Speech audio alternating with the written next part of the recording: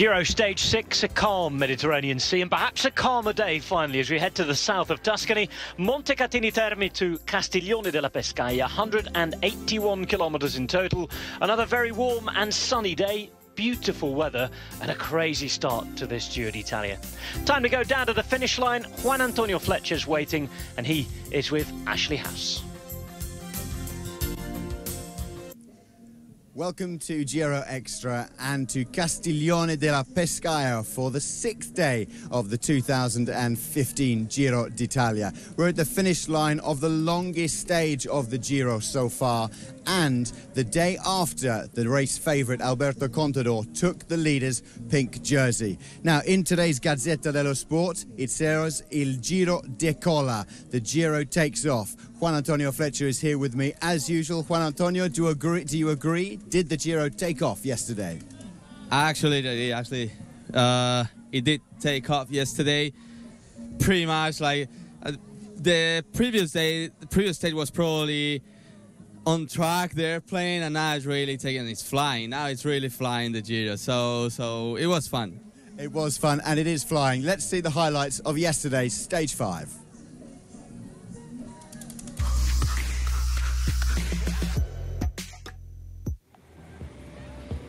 The first mountain test of the Giro d'Italia on Fausto Coppi's early favourite Tuscan mountain. A climb to Abetone would happen after an early break of 5 riders went away. 16 kilometres was all it took.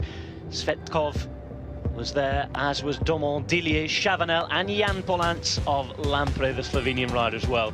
Early problems for Svetkov. He was able to recover from that and get back on towards the end.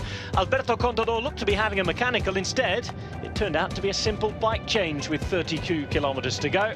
He was back in the mix, and then the fireworks would take off. Sylvain Chavanel, the first attack from the break, a break that had 10.5 minutes at one stage during the day, but with those working behind, the gap reducing all the time. They were down to 4 with Domon, Chavanel, Dillier and Polans there, and the gap down at just under 5 minutes. 13 kilometres remain of the 17-kilometre climb. Not a climb that many would have lost sleep over, but plenty of history and plenty of opportunities for the first head-to-heads between the big riders at this Giro d'Italia. Jan Polans attacking, going off 10.5 kilometres from the line on his own. That's where he would stay. He'd gone to take the stage win, but all of our eyes was fixated on the mass of colour behind. Sylvain Chavanel attempting to counter-attack, was never going to quite reach it. Simon Clark, in the meantime, fighting valiantly to stay in the pink jersey on what terrain really wasn't too adept for him. 3:34 the gap as Contador attacked for the first time in the Giro d'Italia. Tinkoff Saxo man trailing and bringing Aru Port with him. Uran was left behind. Jan Polans was going to go and ride on to the stage win. Aru having Mikel Landa with him. Port also attacking, Aru attacking at a different time before Polans took the biggest win of his career so far. A stage win on the Giro d'Italia for a Slovenian for the 2nd time in the history of the race. He wasn't able to believe it. Behind, all sorts of sprinting for bonus seconds was happening. Sylvain Chavanel would just about come across in second to take the 6 seconds. 4 bonus seconds, though, for Fabio Aru, who won the sprints between the 3 major players. He's now 2 seconds away from Contador, who is the new leader of the Giro d'Italia after just 5 highly entertaining stages.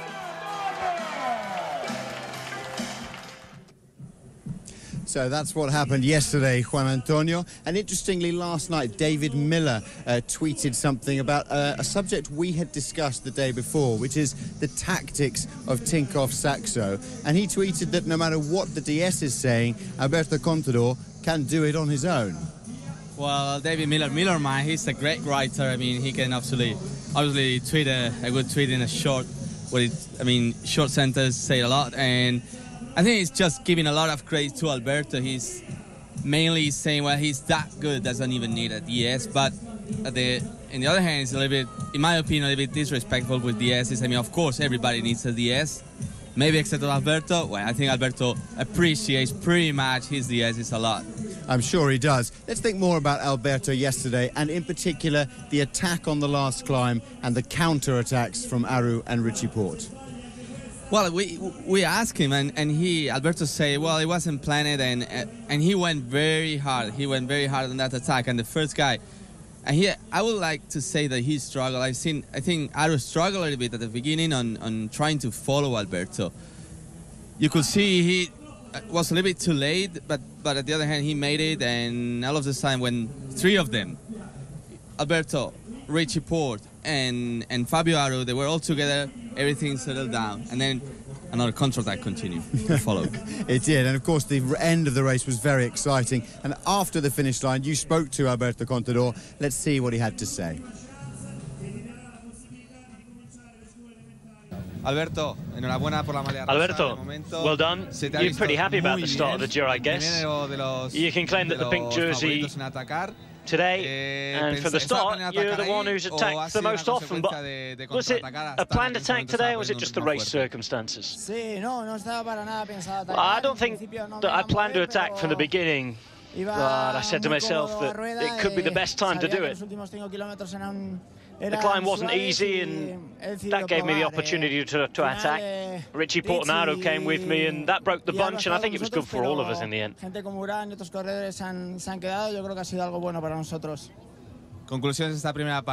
What do you think about this first week of the Giro? You and the other contenders really in good shape? Well, I'm glad with my shape. I'm pretty happy with it. And it's true that the other contenders are also looking good as well. I think I'm actually still missing some form and some rhythm and competition days. Richie has good legs from Trentino. But honestly, I think the Giro's still long, and for the moment, I think I'm in a pretty good place and situation. Well, about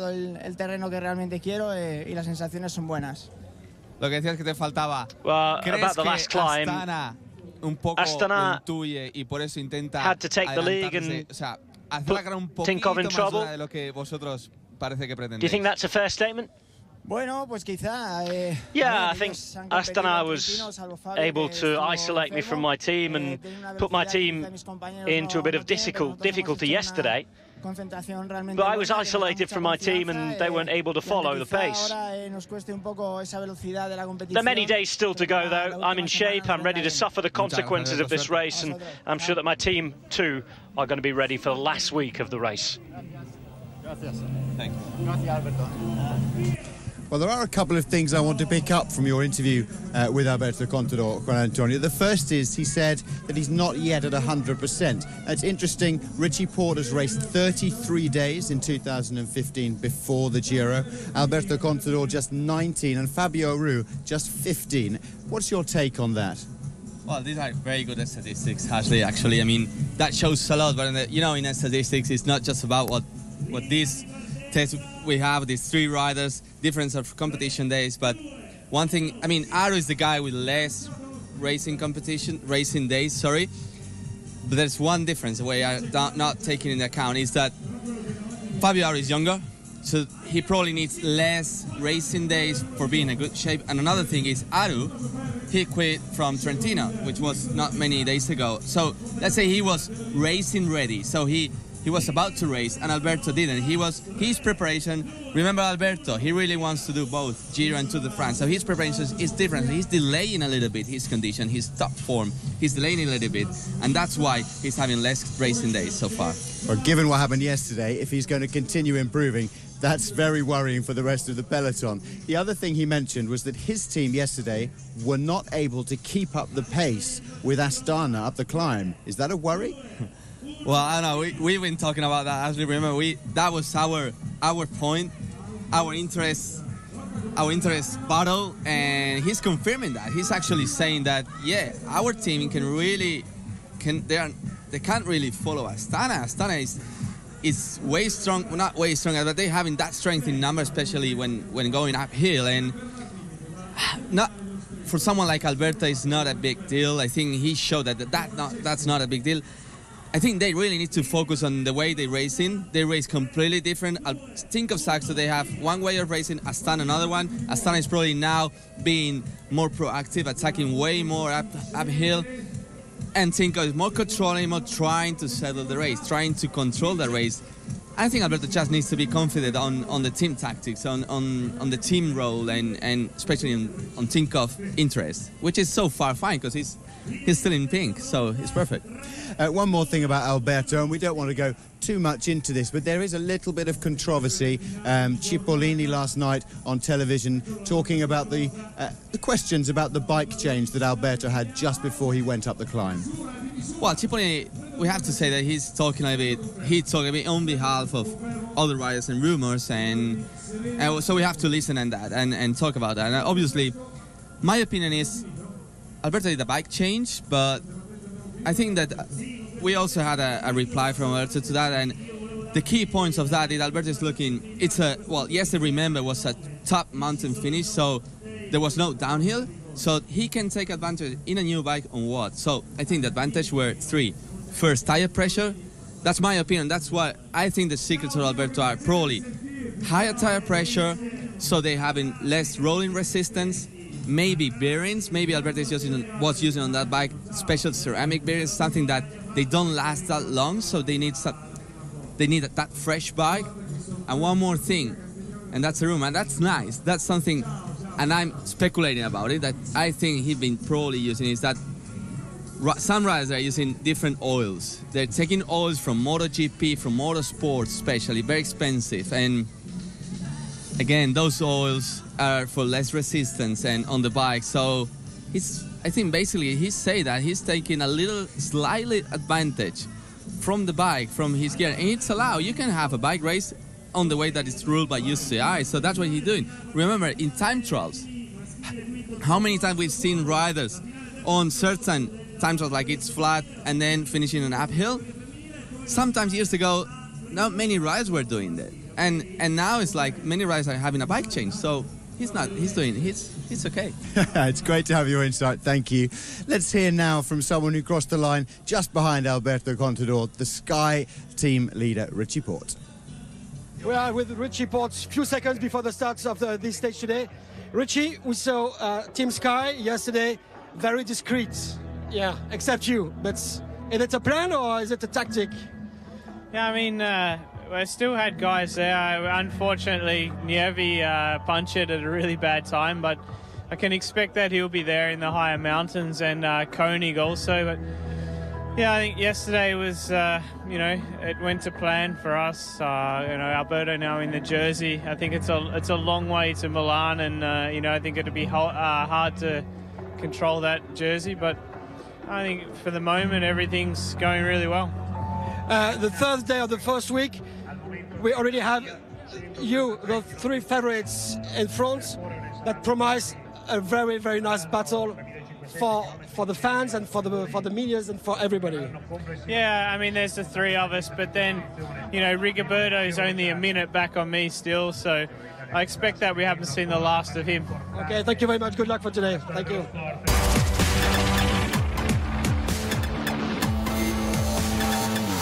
So an almost entirely flat stage, one short section in the middle, and it's a King of the Mountains climb. Not particularly difficult. Points for the Mountains jersey before an expected sprint down in the south of Tuscany at Castiglione della Pescaia. So that's the profile of stage 6. Of course, the riders are already underway. They're just approaching the 60-kilometre mark, and there's a breakaway of 5 riders who are approximately 5 minutes ahead of the rest of the peloton. Dario Cioni, before this stage, said that there's a difficult piece in the middle of the stage, which will mean that the peloton won't allow the breakaway to go too far ahead. How far will they allow it, do you think? Well, he's right. I mean, that area is pretty tough. I mean, this is a traditional area for training camp in January, especially for Italian teams, and most of the teams, they know this area, and yeah, it's not easy to control. That's why they can't allow the breakaway to go too far. They can't allow the breakaway to go more than, I would say, in between 5 and 8 minutes. That will make 5 riders to be controllable. It will be different if they were like 10 riders, then probably the gap that they allow will be lower, less time. But now with 5, they can give them between 5 and 8. They still will bring them back. Now, you rode the stage this morning, I know, Juan Antonio. The last 3 kilometres, although it's a very flat run-in to the finish line, there's one quite tight left-hand turn and a tight right-hand turn as well, and a speed bump. How will that affect the peloton and, in particular, the positioning for the lead-out trains? I mean, it's 3Ks to go, so it's not yet that difficult. It's not yet that dangerous, let's say. So, and the asphalt is very well. It's not slippery. How will it affect? Well, I think for the Team G contenders first, not much. So, because they really focus on the 3 kilometers to go, because that's where they take the time. So if something happened in the last 3 kilometers, they are still fine. So they will still get the same time that the first guy who is making it to the finish. So they will focus on that area, and that tricky and dangerous area. And for the sprinters, well, it's just another corner. They know they've done many races. They've done way more dangerous finish line. I don't expect any problem there. Okay, well, let's hear from Michael Matthews, who's one of the guys who's targeting today's stage, and he also talks about that last 3K running. With Matthews at the start here, Michael, at least after the crazy stage, it's a stage that suits you again. It doesn't suit me too well. It's fairly flat finish, and it's a lot of really fast guys here. So yeah, I'll be there giving it a go and trying to mix it up with them. But yeah, I'm not putting too much pressure on myself for today. And after 6th stage, Ricard Guinage made a huge, incredible Giro. It's quite over for you, no? Yeah, it's quite surreal is the word, I think. But yeah, we've worked really hard to be in the position we're in now, and I think we're probably the best winning team so far in this Giro. And we had a long meeting with the team last night in the bus, and everyone got real emotional. Actually, it was quite big for us this first week, and we've achieved a lot of goals, and yeah, hopefully there's more to come. Okay, thank you very much. Good luck for today. Thank you.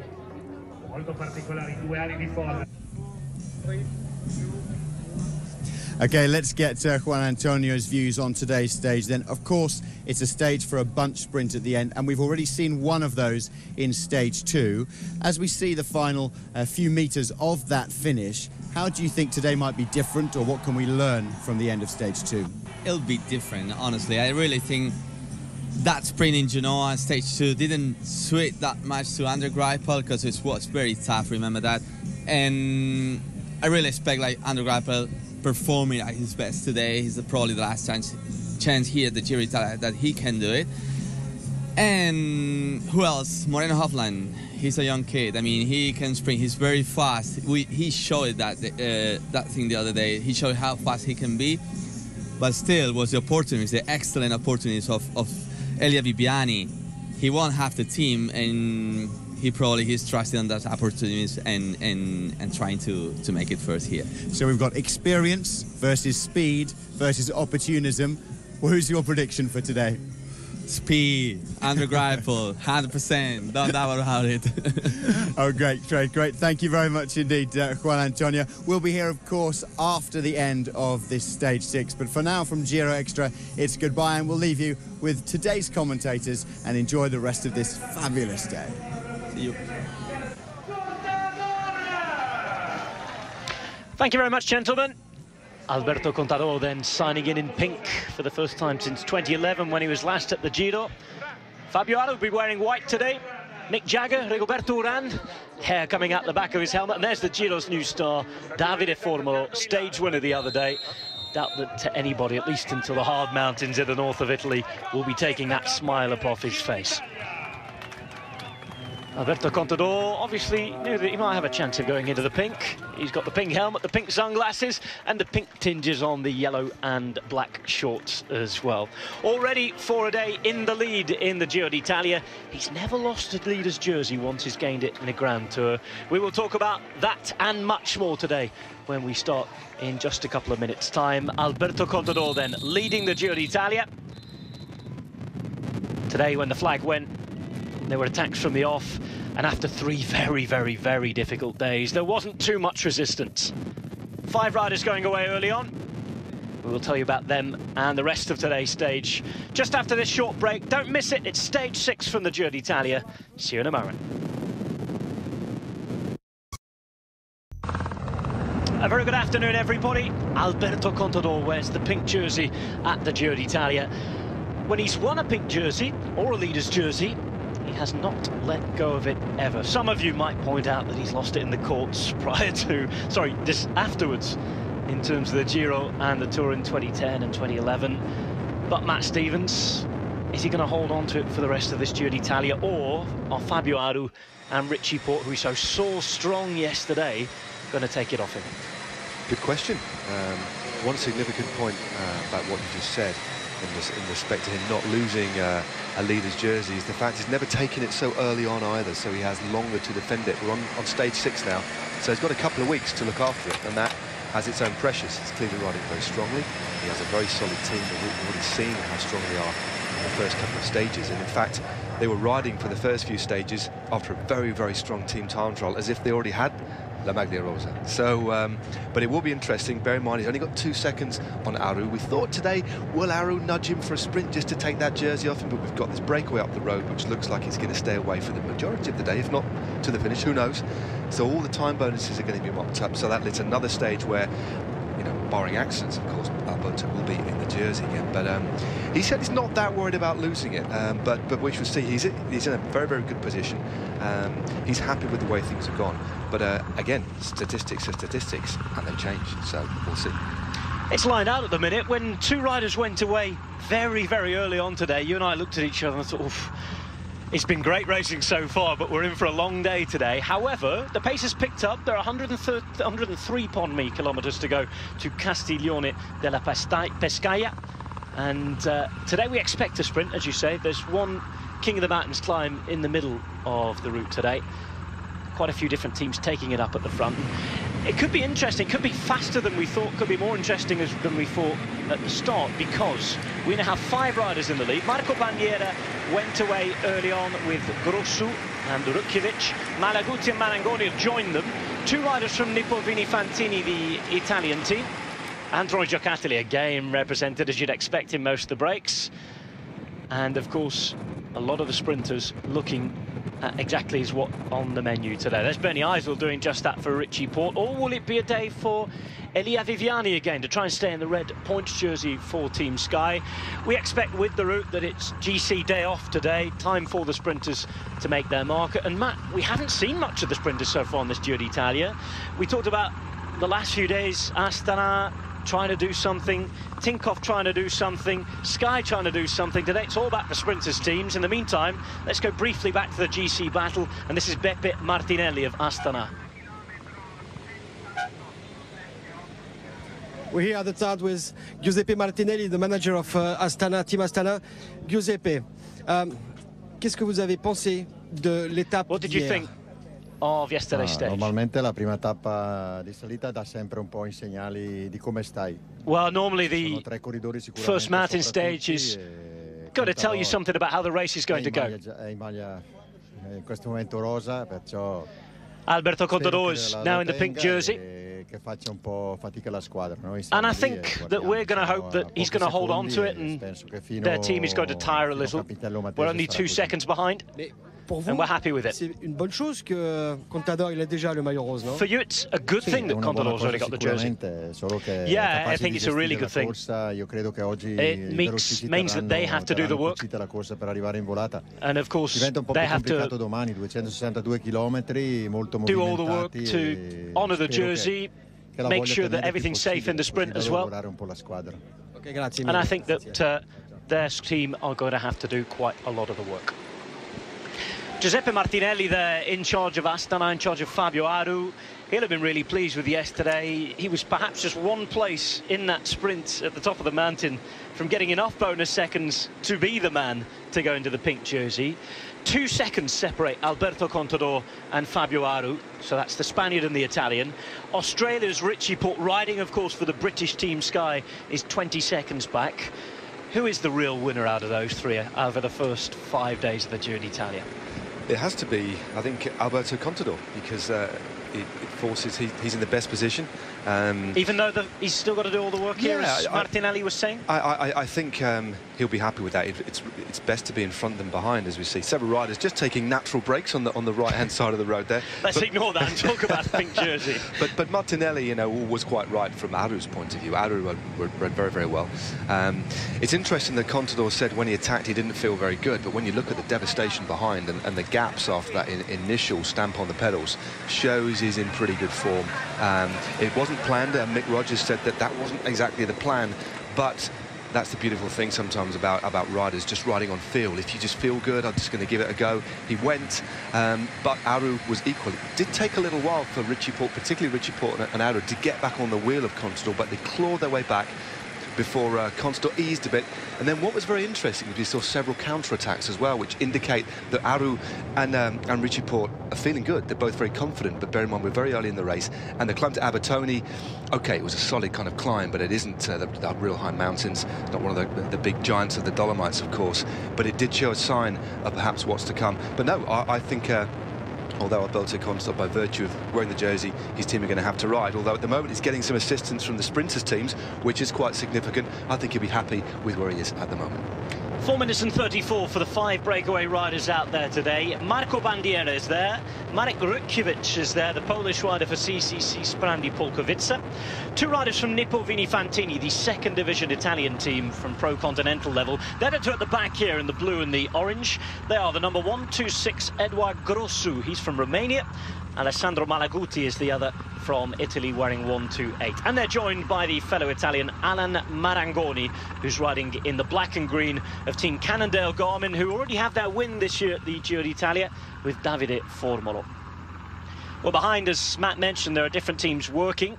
Yam Cycling putting a man to the front, the Swiss team in their blue, white and red colours. Working for Matteo Pelucchi, who's just about hanging on to that maglia nera.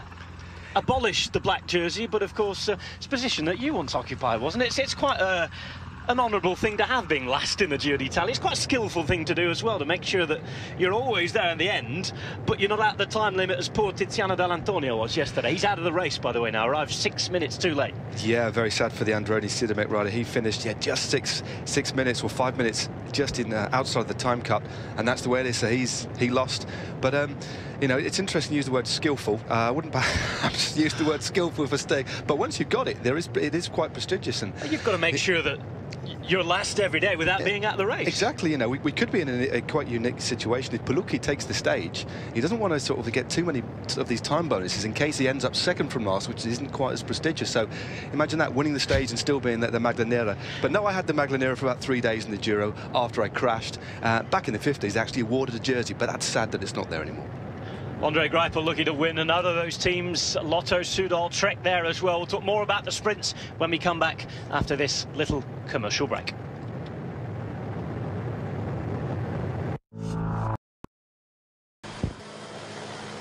A very warm welcome back. 97.5 kilometres to go. We're looking at the face of Marco Bandiera underneath that blue and white helmet and white sunglasses. And he's riding for the Italian team Androni Sidamek. That's Alan Marangoni, another Italian rider, riding for Cannondale Garmin of the United States. And their brand new jersey, of course. Formerly, the Cannondale part was an Italian team. This is Eduard Grossu, 2 days in a row that we've had a Romanian rider out there in the break. Alessandro Malaguti is with him. Romanian and an Italian riding for Nippo Vini Fantini. Grossu still in the young riders category. There he is. Ever so slightly changed jersey for this Giro d'Italia for Nippo Vini Fantini. Both companies have been in and around cycling, sponsoring different teams for a long, long time. And in the complete orange-black with that little bit of blue on at the end, it's the Polish team, CCC Sprandi Polkowice, and Marek Rutkiewicz making his Grand Tour debut at quite a late stage in his career. Giro d'Italia debut. CCC have tried their best to get in as many breaks as possible. Who's chasing them down and why? It's the sprinters teams today. 4 minutes and 34 as we're heading up the only climb in today's race. The only categorised climb anyway. There's a little bit of hilly terrain around. We're heading into an area that has been full of training camps down the years, particularly for Italian teams. Quite a few spa towns, seaside resorts that out of season have hosted cycling teams in their hotels. Lotto NL Jumbo have had a second place already in this Giro d'Italia with Moreno Hofland. Matteo Pelucchi of Yam Cycling and perhaps even Heinrich Hauser, depending on who's feeling best towards the end. They'll be their sprinters. Trek Factory Racing, we suggest, would be riding for Giacomo Nizzolo, who's had his troubles with allergies at the start of this Giro d'Italia. The Trek team from the United States riding for the Italian rider. and they're riding in those black and white jerseys. And the beautifully traditional jerseys of Lotto Soudal, the red and white. They're from Belgium. And, of course, they're riding for the German champion, Andre Greipel, who is Juan Antonio Fletcher's favourite for the stage today. We're 2 hours in, Matt. We're 96 k's from the arrival, 4 minutes 40. It's well controlled enough by these guys at the minute, we feel. And Andre Greipel, if it does come to the line, is the biggest name sprinter. Elia Viviani is there as well for Sky, who understandably aren't doing any work because they're still here centrally to work for Richie Porte. They already have a stage win, but I think that he's a guy that, should it come to that expected sprint at the end, he'll be allowed a little bit of freedom, maybe with 1 or 2 extra guys, Bernie Eisel, maybe Kirienko, possibly even Salvatore Puccias the other day, just to try and get his little win, if so. Michael Matthews, another opportunity for him. Sacha Modolo, maybe. Juan Holobato, Rick Zeibel, Alexander Porsev, Luca Mesgets as well, Apollonio Bonen. Plenty of sprinters here. Biggest name, though, for you, Greipel, and the most probable to win? Well, Viviani's looking good. I mean, but yeah, I think when you look at the parcours of stage 1, there was a finish circuit. It brought a lot of sprinters down, so there's some guys that you would have thought would have had a chance, and their chances went out the window with the crash. I mean, notably, Yam Cycling's Buluki and Hausler were caught down. I mean, Hausler actually came down twice. He crashed, got back on again, crashed again. So there was a few riders that weren't there in the mix, and significantly, I think 1 or 2 riders on the stage that Elia Viviani so wonderfully won mistimed the sprint a little bit. I think Greipel went a little bit too early, so perhaps did Matthews, but it was such a chaotic sprint. You didn't have the normal kind of lead-out trains that we usually see. But there's the traditional methodology of serving drinks up a rider's jersey. It's not quite the newfangled bidon holders that the likes of Tinkoff Saxo have, is it? No, it's I think some teams have them, some teams don't, but the old traditional method is you can probably get, especially the new tighter fitted jerseys, you can get a 3 bottles in the pockets, and then you get up to 5 bottles or 4 bottles down your back, and then 1 or 2 just in front of your stomach as well. So you can actually carry about 4 or 5 kilos of liquid. So timing the run up the bunch and the bottle feed, you certainly don't want to do it on the bottom of a climb. But no, back to the sprinters. Definitely the rise to the line, I think, caught a few people out the other day. This is a completely flat running along the coast, 1 kilometre straight. There's with about 3 kilometres to go. There's a slight kick up, there's a roundabout, and then the riders swing right onto the finish straight, which opens out. So a real nice boulevard sprint.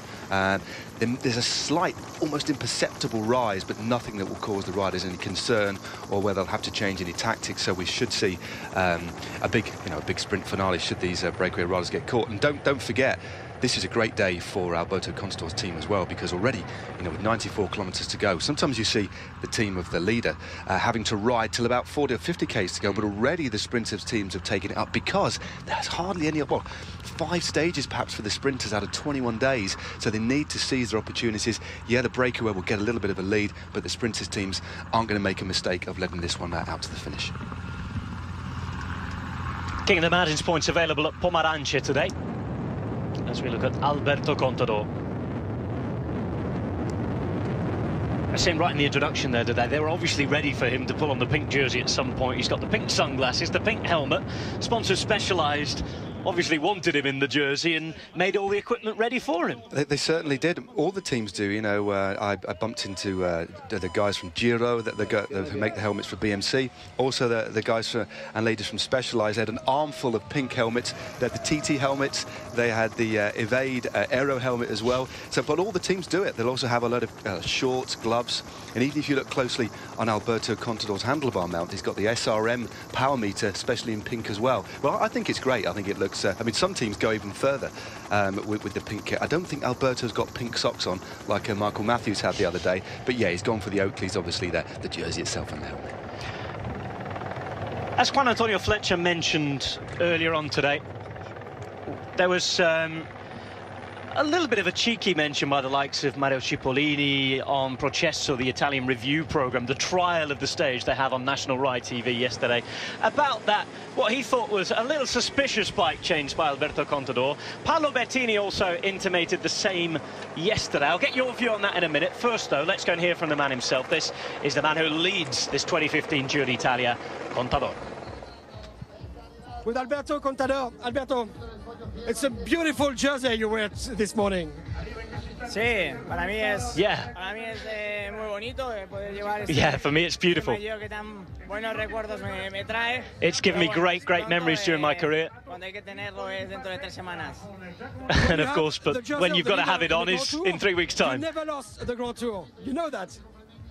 Sí, pero bueno, las estadísticas muchas veces yo digo. Yeah, I know that, but statistics are there for somebody to break them. Yo creo que todavía queda mucho y puede pasar. There's still a long way to go in this Giro d'Italia, and we'll see how it goes. But it's really difficult to hold it to the end.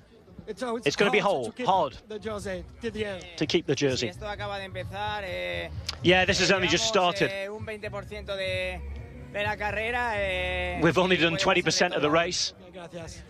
And of course, there's a lot left to go. Talking about the race, staying on the race, and again, there's been this crazy talk in the last 18 months, probably because the technology exists now for motors to be hidden in frames and technology's moving on. There's been a few rumours in the peloton. Is that not just sour grapes from those who haven't been able to win? Do these things really exist in races? Because there were some quite cheeky and almost pretty naughty suggestions by some ex-Italian cyclists yesterday, perhaps just wanting a headline, a bit of protagonism. The likes of Cipollini, the likes of Bettini just saying, the bike change was a little strange at 32 k's to go yesterday. Juan Antonio Fletcher talked about his reasons, his mechanical reasons as to why he changed, and they're very good reasons. The likes of different oil, the likes of different tyre pressures. We're just going to see this King of the Mountains happen. No change in the blue jersey really today. The man who is in it is the stage winner yesterday, Jan Polans. Not even a contest for those points. The man who takes them is Eduard Grossu of Nippo Vini Fantini. Back to motors and back to those cheeky little comments. Do you think it's exactly that? A few cheeky little comments? I think Cipollini has always been outspoken throughout his career, and I'm very fond of Mario Cipollini, but I think that it's an interesting show that if you can get on the internet and try, I think that you'll be able to find some recorded highlights of that show. It's an open discussion about what happened in the stage, and it's also a platform for some people to be a little bit outspoken, I think. But the thing is, this rumour's been going around for years since we saw that the suspicions were first raised 2 or 3 years ago when Cancellara accelerated like an engine in the Tour of Flanders, and then there was the issue, well, not the issue, the observations when who was it? Ryder Heisdal crashed in the Vuelta a España, and his front wheel continued to rotate for what was perceived as a rather inordinate amount of time. And since then, the technology is there. We'll talk about it a little bit more after the break, but I think it's nothing more than polemics, really. We're off for that break. Join us again, more from stage 6 on the Giro in a minute.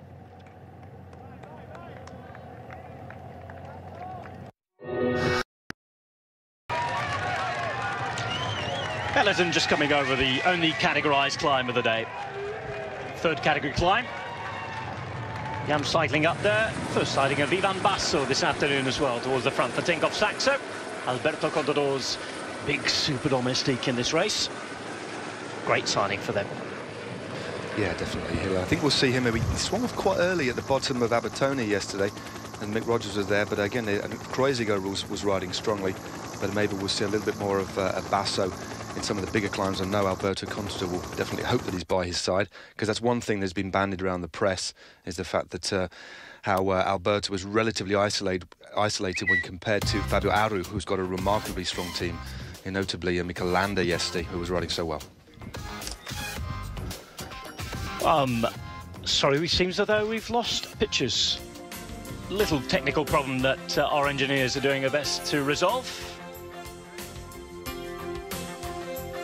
In the meantime, having a little look around Castiglione della Pescaia, very, very close to the coast in Tuscany, not too far from Piombino, where you can get the ferry over to the island of Elba.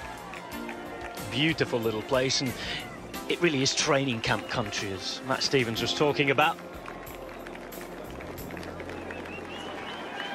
Well, we're going to try and rectify those problems. It sounds as though there's a huge storm over our head offices in Paris. They're struggling to relay the pictures back to you.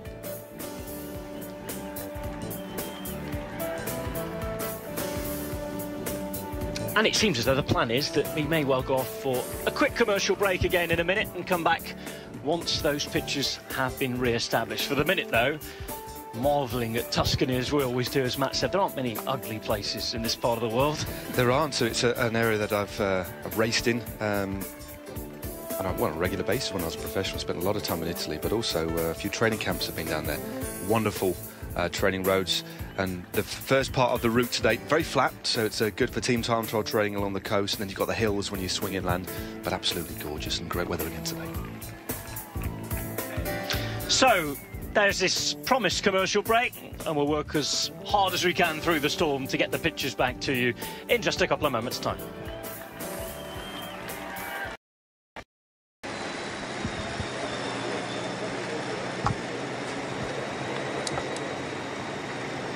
Welcome back to our viewers on British Eurosport. 4 minutes and 36 for the pink jersey. Breakaway, 85 k's to go for them. Now, before the break, we've been talking about Alberto Contador, we've been talking about Tinkoff Saxo, and it's birthday time. Old birthday time in Tinkoff today. We know that Oleg Tinkoff was celebrating last night. More about him in a minute. But Matteo Tosato, so important for Alberto Contador. He's ridden 12 Giros, 10 Tour de France's, 9 Vueltas. Today, he turns 41 years old. Con Matteo Tosato. Matteo, è prima parola. Tanti auguri a te, tanti auguri a te. Grazie mille. Happy birthday, happy birthday. Thank you very much. 41 anni. 41 years, and of course I'm here at the Giro as many years ago. It's the best way to celebrate my birthday with my team. 41 years of age, it's an incredible Giro. Yeah, and we're only just at the beginning. I hope that it stays like way all towards Milan. So happy birthday, auguri, buon compleanno to Matteo Tosato. Done well. 41, still riding there. Aleix Pataki we talked about the other day when we're on our way to La Spezia. 2 riders 41 in this Giro, and it just shows that if you look after yourself, Matt, you can keep going at the top level until into your 40s. You can. Increasingly, riders are riding. There's not too many into their 40s, but we're seeing it for the first time. Yeah, I mean, the most famous rider who rode into his 40s, if you think back, was Joop Zoetemelk, former world champion. A Dutch rider, but no, you can if you look after yourself, and Matteo Tosato has this wealth of experience, but also it's not just that experience. If you've been watching Eurosport regularly this year in particular, the amount of kilometers that Tosato has spent on the front, he's a real valuable asset. He's the engine room of a team like that. He's a ruler. He can climb particularly well as well, but he has such knowledge of the area. And again, I said yesterday, he rode the Giro I rode 14 years ago, and you went through the list of how many Grand Tours he's ridden. That is a wealth of experience, but physically too, he has a real part to play in the team. Looking back at his career, he won a Giro stage in 2001 that arrived in Montebelluna. An 18th stage of the Tour de France after a breakaway that started 48 kilometres from the finish. That was with the arrive in Macon. And of course, he wore the pink jersey as well at Giro d'Italia. 3 days at your Giro d'Italia in 2000 as well. So a big one for Matteo Tosato. A good couple of days for Tinkoff. It was his birthday. You saw Contador going to pink, and of course over at the Tour California, Peter Sagan took his second win of the year, and well, I don't know if you managed to watch Eurosport and see Sagan when he won. He looked absolutely delighted. Did 2 like mini wheelies, throwing his bike. That's a big weight of pressure or something, I think, for him. Well, look, for all the craziness in the Tinkoff camp at the minute, Oleg Tinkoff had really big reason to be happy yesterday. He talked about the Contador win. He called it his first pink jersey. I'm not sure Alberto Contador will be too happy with that, but I'm sure he'll let it slide for now.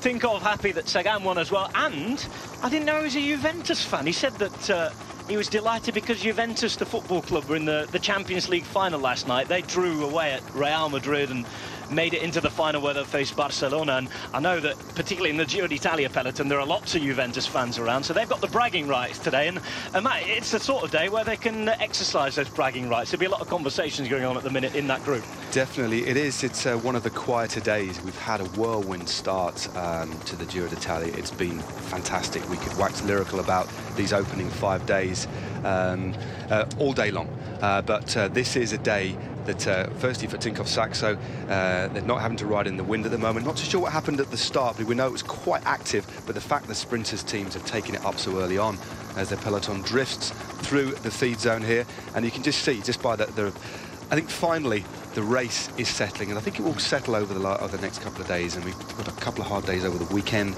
another mountaintop finish, but the race is finally finding a bit of a rhythm, and I think a lot of riders again will be pretty happy with the way today is unfolding.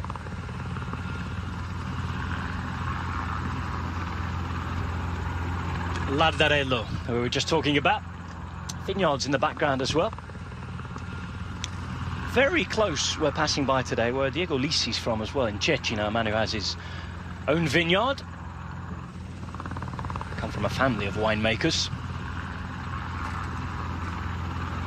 4:08 is the gap back to the Maglia Rosa from the 5 men in the group. Bandiera, Rutkiewicz, Marangoni, Grossu and Malaguti are the breakaway riders today. I often wonder why Italy produces such good cyclists, especially from the Tuscan region. Then when you think, well, perhaps because they had to live in those villages perched on top of these hills, riding up those steep climbs from school and back to work, no wonder they end up with such good bike riders. But I always marvel at the way that these the villages are built into the side of the rock on these climbs. It's absolutely fantastic. And again, just a little point there, the riders jettisoning their bidons, and their a lot of the bidons now are actually biodegradable. There are a few people on Twitter asking what happened to the bottles. Most of them are picked up by fans. The ones that are thrown into the hedges in the more remote parts are generally now biodegradable. Talking about the Tour of California a minute ago, remember you can watch the race live on Eurosport each night. Check your schedules wherever you're watching. Declan and Brian will be bringing you that to you this evening. As you look at Androni Giocattoli again in the break. Gianni Savio will be happy. Haven't seen our usual daily shot of Swiss Tony yet. No, hiding in the car. We might see him a little bit later on, perhaps as the race reaches its climax, perhaps to give his rider a little bit of advice out of the window. I wonder what suit he's got on today. I'll be interested to see. If anybody does know, please get in touch with us at Eurosport here. Hashtag Home of Cycling. Yeah, we love to hear from him. Who's going to win as well today? Who is going to win? All those sprinters, likes of Apollonio, Ruffoni, Zabel, Lobato, Greipel, Modolo, Pellucci, Bonan's here as well. What about Daniele Colli, who was in the top 10 the other day for Nippo? Hofland, second the other day. Matthews has won a stage already. Belletti, Petacchi even. We talked about the old-timers, fourth the other day. Final Musette's being handed out. What about Luca Mezgec as well? Porsev, Nizzolo, Belletti, Viviani. Send us your picks, hashtag Home of Cycling, to get in touch with us. And questions for Matt Stevens as well, sitting alongside me in the commentary box. It's been quite a lot. We talked a little bit at the top of the show about this Contador bike change, and the suggestion by Cipollini and Bettini, one or two others that why did he need to do it? Well, Alberto did. His rebuttal was, in essence, well, it could be the tyres, it could be the ceramics. He was very, very non-specific. But bear in mind, because of this issue that's raised its head, the UCI actually do take it seriously. Now, I can't speak for the UCI in relation to whether there's any UCI testing at the finish, but they have done in the past. This season in particular, they've been seizing riders' bikes. Milan Sanremo, Paris-Roubaix. So they are, because I think the technology is there. I personally don't think it's in use in the pro peloton, but teams have taken shortcuts in the past, so I think it's right that the UCI take a look at it, but I don't think we need to take it too seriously. But again, if the science is there, there's something called human nature that sometimes comes into play. But no, I know Alberto Contador is particularly keen on looking at tyre pressure and the advantages of changing tyre pressures. And the climb to the finish, it'd be slightly more advantageous to have another 5 or even 7 psi in your tyre, whereas beforehand you'd want it slightly lighter because of the technical descents and the kind of adherence you'd need on the bend. So that could be one of the reasons. We talked about the sprinters who are looking to win today. Here's another of them, Moreno Hofland, speaking to us before the stage. Well, with Moreno Hofland, what we can say today is at least it's the stage for sprinters or not for climbers. The section of the mid-section change is pretty hard, but I think in the end it will be a sprint again. Yeah. What do you expect for today? Yeah, I don't know. The sprint is flat, so it's quite fast. I lost my lead-out man, Robert Waken, luckily enough. Bad luck, but yeah, I hope I can do it with Nick van der Leijken, and I hope he can bring me in the top 15 in the last 2K, and then I think it should be okay. And how did you live during these 3-4 crazy days? Yeah, it was pretty hard in the bunch. Everybody was complaining that yeah, that's not normal. Like the short stages, it's like full gas all day. So everybody feels slack. It's pretty bad now, but I hope it will get better today. Okay, thank you very much. Good luck. Thank you. More disappointment for Lotto NL Jumbo, just missing out to Elia Viviani of Sky the other day in the sprint. Hofland winning a stage in Yorkshire. It was actually the team's first win of what's been a very barren 2015 season for Lotto NL Jumbo. George Bennett couldn't start the day before due to low cortisol levels that were detected. As we see, one of the less beautiful images of Tuscany. And they've also lost Robert Wagner as well, the lead-out man too.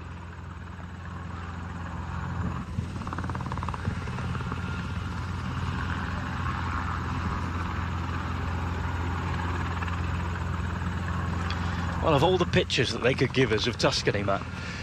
There you go. A couple of, well, chimneys, one smoking on the left-hand side. It's not something I had prepared in my tourist notes, I have to say today. I've got no research about chimneys, unfortunately, so everybody at home, we are sorry. Looks like we're going to dwell on this for a couple of moments. But again, all part of the industry. It's we need power, so do the Tuscans. But there's some of those pipes I was just talking about earlier on, crisscrossing the land as we rejoin the breakaway.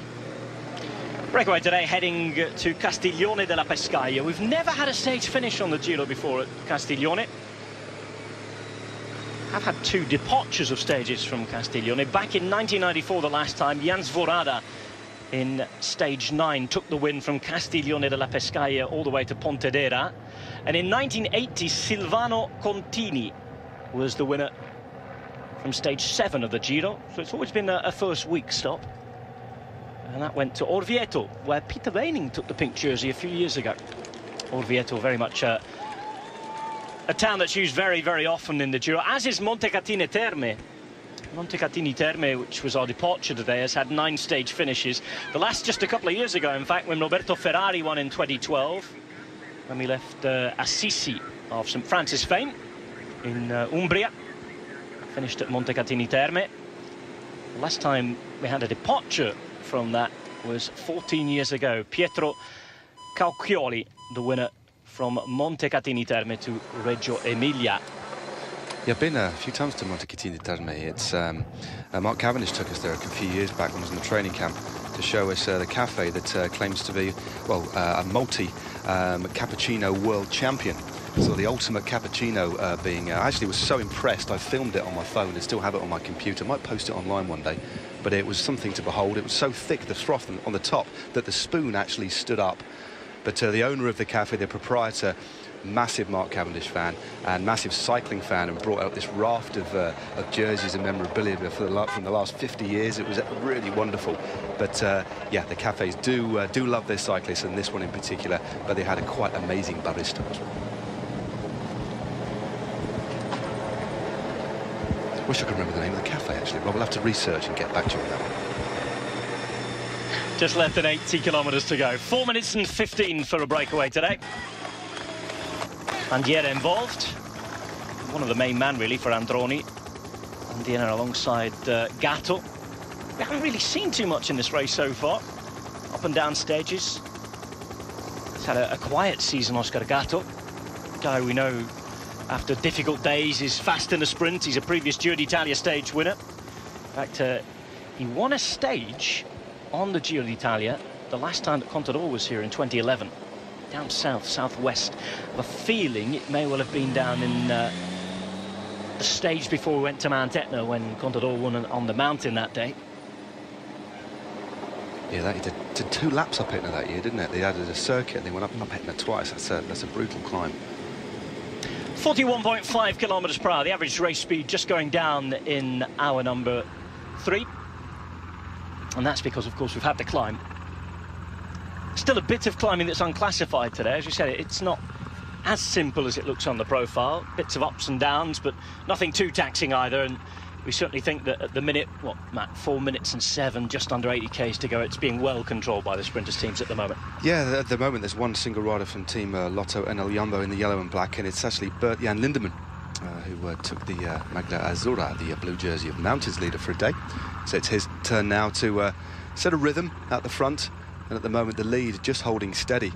Again, the peloton, led by the teams of the sprinters, won't want to bring this back yet. It's the breakaway of 5 or 6 riders on days like this provides a controllable status quo, especially set in the context of the real rapid, difficult, unpredictable challenge and racing we've had. So welcome relief for many, many riders in the peloton. So the sprinters teams will look at trying to bring this back in the last 20 kilometres. They might try and bring it back, you know, leave it to the very, very end, just to keep the race contained. And obviously they'll have information through at regular intervals in relation to the lead, but hovering at around 4 minutes, and I think the sprinters team very much in control and happy with the current situation. Nippo Vini Fantini, 2 riders in the break today. Daniele Colli's there. Looking down at their team, it's not particularly a strong squad, is it, we have to say, being realistic. With Damiano Cunego still their best hope for a stage win at some point. Is that the best they can hope for from this Giro, a stage win? I think so. What they'd, I mean, Cunego, to be fair, he sits 17th overall at 2 minutes and 12, so he's had a very solid opening few days of the Giro. We've seen him up or near the head of affairs, getting dropped just near the end, but his condition is clearly good, and it's a bit of a coup. You know, he's a previous Giro d'Italia winner several years back now. So he's a name. He is a name, and from time to time he can pull out a result. He's still a very talented bike rider. He's not what he was, but clearly, you know, Nippo Vini Fantini put 2 guys in the breakaway just to be visible, and you never know. Later in the week, I mean, we saw the breakaway stay away yesterday. Again, I think Cunego looking to try and maybe top 15, maybe nudge the top 10, who knows, overall. And for the rest of the guys, it's trying to get exposure and then look after him. Cunego got 2 minutes and 12 seconds. Very, very close. We talked about Diego Lisi earlier on. Very, very close to where Lisi comes from. As we look at the breakaway and examine the vital statistics of Eduard Grossu, Romanian. 3 wins in 2014, as you can see. Just 22. Favourite sporting legend, his father. Great. Loves his skiing as well, as you can see. Listens to house music.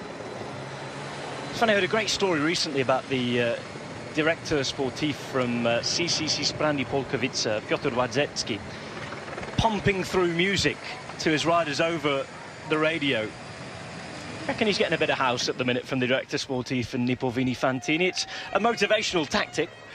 It's something I've never heard happen in a race. It's happened to me on a training camp before, on a particularly dull training camp where I was in North Wales in the United Kingdom, and the light was fading. We didn't have lights on our bikes. We'd taken a wrong turn, so we added another 25-mile loop on. We needed to get to the bed and breakfast, so to help speed us up, somebody, I think the mechanic in the team car, fired up his laptop, fired through some beats to help us try and motivate us to get a faster rhythm. I can't remember what it was. I was seeing, I had tunnel vision. I was blowing. I can't remember what sort of music it was. It could have been Dennis Roussos. I really do not know. But it got us there, albeit we might have contravened a couple of traffic regulations in relation to bike lighting. But there you go. That's the only time I've experienced that. But no, riders ahead. Certainly an interesting tactic if that's the case. Yeah, we heard it. I think it was in relation to Maciej Paterski. I'll check on that and get back to you. But he was getting a lot of audio encouragement. Well, we did see last year, there's a famous picture. I think it might have been the Tour de France, actually. It could have been the Giro. It was Luca Paolini, a really famous photo all over the internet, all over Twitter, of him on his phone. And it's like, you have a race on your phone, you can't do that. But apparently he was looking at his phone. He was actually about to drop back to the team car, apparently, because he'd left it in his pocket and dropped back to the team car. But what I've done once, as we see Summer Clark, fought so well yesterday to try and save the pink jersey, but didn't do it in the end, was I've actually ridden off in the British Championships with the keys to the team car in my back pocket. Luckily the race was on the circuit, and then came through one lap, and my mechanic, team manager at the side of the road with the car park, waving at me, and then Roger Hammond came alongside and said, Matt, you've got the keys. And I reached into my back pocket. Yeah, I had the car key, so I had to do another lap before I could have any neutral service, before I could have any team service. So it does happen. You do end up with things in your pocket sometimes that shouldn't necessarily be there. Will Jeffcott asks, where were you riding in North Wales, Matt? We rode we started in Crewe in Cheshire, and we ended up in Aberystwyth, and then we rode from Aberystwyth up to Llandudno, and then back across from Llandudno to Crewe. So we had a 3-day tour around North Wales and at Mid Wales, but lovely part of the country. Love that. I went to university up there. Bangor. Beautiful part of the world in Snowdonia and Gwynedd. Castelnuovo Val di Cecina. Second intermediate sprint coming up here today. Points on offer. Bonus seconds on offer as well. In terms of the points, Matt, what's the deal today? Because it's category B stage, I understand. Talk about that after the break. We're going to go off for a quick break, and we'll talk about the points available and the intermediate sprint just after that.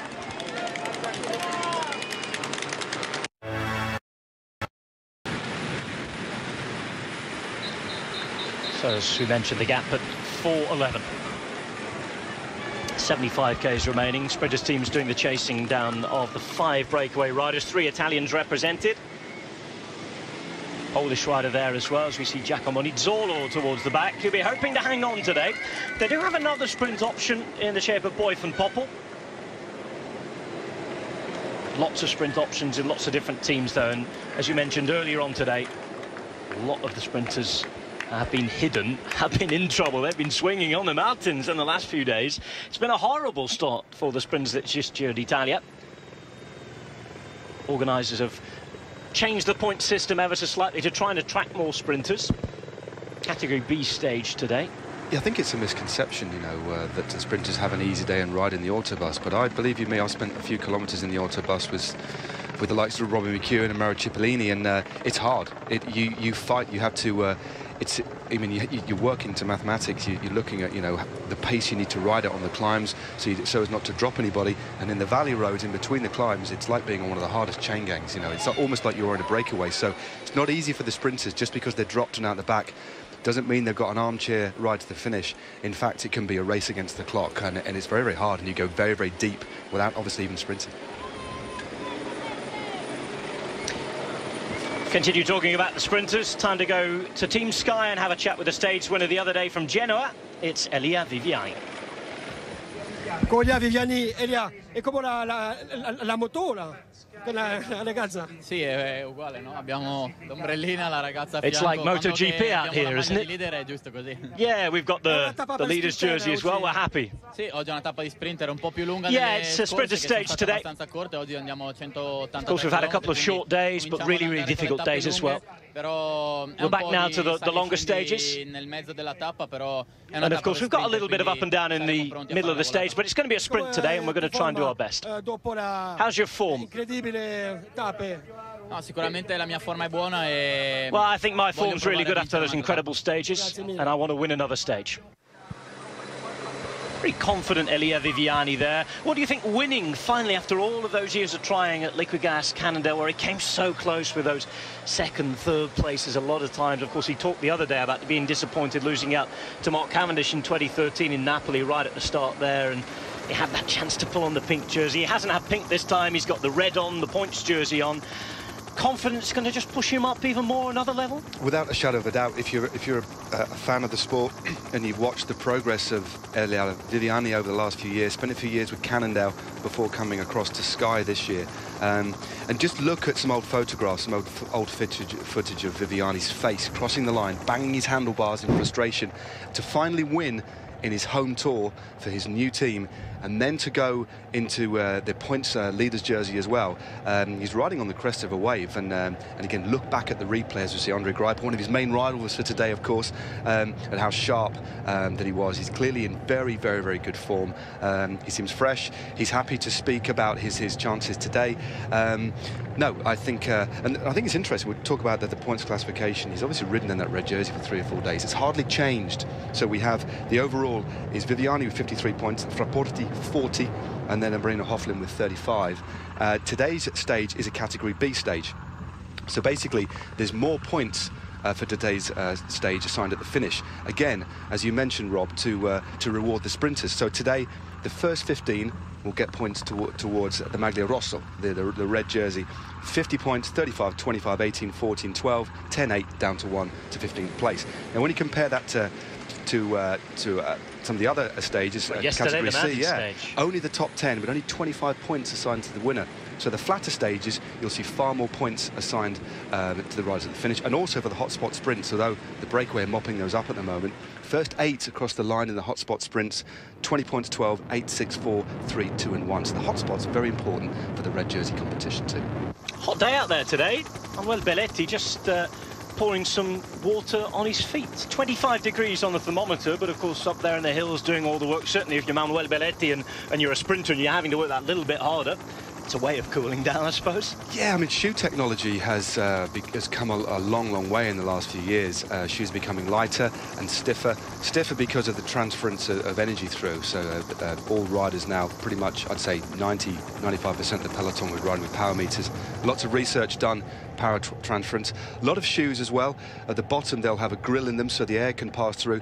But even so, when you've got your shoes ratcheted up quite tight, most shoes you can adjust on the fly. 1 or 2 riders wear shoes with laces. I think Bradley Wiggins uses Giro shoes and they have laces on, but most shoes now have like a ratchet system or a boa system where it's there's a dial on the shoe to sort of increase and decrease the tightness of the shoe. But in this hot weather, your feet do swell up. Pouring some water on is something I've used in the past, but it's best to try and pour water on rather than energy drink, and I've done that. I've poured energy drink over my head in the past, so you get this your hair stuck to your head. So, but again, it's not uncommon to see that being done. Louis Vervaeke right at the back there, very promising young Belgian rider for Lotto Soudal, and one of the riders that's been pre-selected actually to go to the very first European Games in Baku in June. Belgium looking to take a very strong team. The federation have selected the national team. A lot of the teams supposedly aren't very happy about it. One Tom Bone is down to ride there for Belgium, and it's funny is that the European Games, a new concept for those of you living outside of Europe. It's akin to a Commonwealth Games or an Asian Games, if you will. It's a continental Games in the style of the Olympic Games, multi-sport event. We're going to have cycling there. I'm not quite sure whether Andre Greipel's going to go. Of course, not sure what the course is like, to be honest. I think Greipel will be thinking much more of the Tour de France and trying to get a result there and go head-to-head against the likes of Kittel and Cavendish. And remember, that's a race, of course, in July that you'll be able to see on the home of cycling on Eurosport. But the European Games in Baku, an interesting one in so many senses, and that whatever sport you're going in, it's a brand new event. People not sure whether it's going to take off as an event or not. And it all depends on how seriously people are going to take it. Belgium, though, in cycling, you've thought, well, there's a medal up for grabs here. Bone, Vervaeke, a lot of other riders pre-selected, and it could be interesting to see how that goes as we look at Fabio Aru in the white jersey today. The first time we've seen him, really. Contador's taken the pink. On the left-hand side, we can see peloton again. It's more cooling down. Warm. It feels really warm for those guys out there at the minute. Yeah, I mean, that's something. I mean, that does show how hot it is. I mean, although it's only 25 degrees on the thermometer, you can just see the heat haze on the road there. I mean, especially on the we're in the midsection of the stage. Well, 70 kilometers to go now. This is this rather undulating part of the terrain. When you're climbing and you're getting less of the cooling breeze, bearing in mind a lot of riders are riding in track mitts which are close fitting to the hands. Your hands can warm up, but it's not very often you see riders pouring it over their hands. Perhaps Andre Greipel, not a big fan of the heat, perhaps, but yeah, quite interesting little spot there from our cameraman on the motorbike. 70 k's remain, 4 minutes and 4, and it looks as though between those sprinters teams there's a pretty good agreement at the minute, and they're working just well enough to keep the gap exactly as it is. Yeah, although they'll be you know, battling it out for the win. There'll be no love lost at all in the last 10 or 15 kilometres. At the moment, there's an agreement. To be honest with you, probably an unspoken agreement. It just automatically happens. They still have the same objective, don't they? It's just like, we'll put a couple of guys on the front. And what happens sometimes is you might get 3 or 4 teams riding, and there might be one team noticeable by their absence, but then what it'll take is the road captain to come up to the road captain of the other team and say, hey, come on, we've got 2 guys on the front, so is X and Y team, put somebody on the front. So you do get those conversations. Sometimes some teams will wait till they're given a gentle nudge. Sometimes they say no. And then you get sometimes a little bit of argy-bargy, and increasingly a lot of teams wanting to save their energy for the real tail end of the race, the last 2 or 3 kilometres, when it's critical to get your lead-out train right, when those speeds are very, very high, and it takes a great deal of energy. Is that because today and tomorrow we've got possibly similar-looking days in terms of the probable outcome? You never know. Anything can happen in bike racing between the last 3 or 4 days on this brilliant Giro d'Italia so far, but the fact that it's calmed down a little bit and everybody sort of wants to try and get their little piece out of this race, does that have anything to do with it?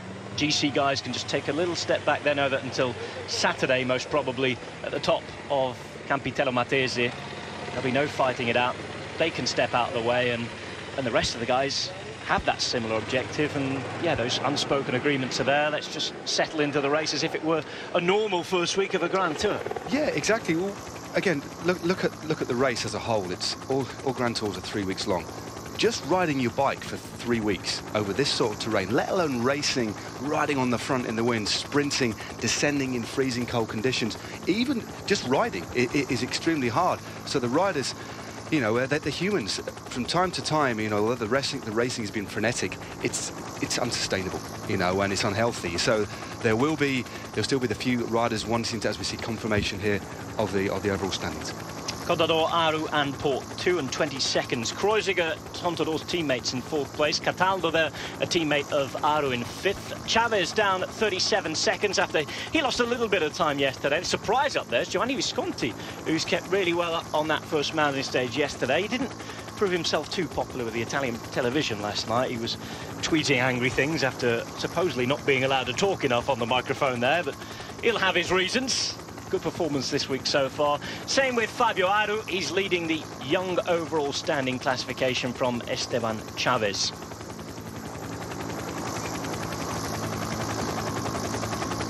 Elia Viviani leading the points classification. Marco Fraporti, a name that we don't expect to be there towards the end, given the fact that he's not a big sprinter. Moreno Hofland in 3rd place, much more of a realistic competitor for Elia Viviani for that red jersey. Jan Polans there after a stage win yesterday. Talk more about him in a minute. 23-year-old who became just the 2nd Giro stage winner after Luka Mezgec won last year on stage 21. So the Slovenian rider's doing really well, and he's in the blue jersey today as well. Level on points with Pavel Kochetkov, who'd held it for a couple of days previous. 1 point in front of Formolo and Zardini, the Italians, with Diego Ulisi, the local boy today. 5th place for him in the climbers classification, the blue jersey. Yeah, Jan Polans, only other Slovenian, apart from Polans and Mezgec, to win a Grand Tour stage was Borut Buzic. Vuelta España 2009. But Jan Lindemann, in the meantime, takes it up for Lotto NL Jumbo in the peloton.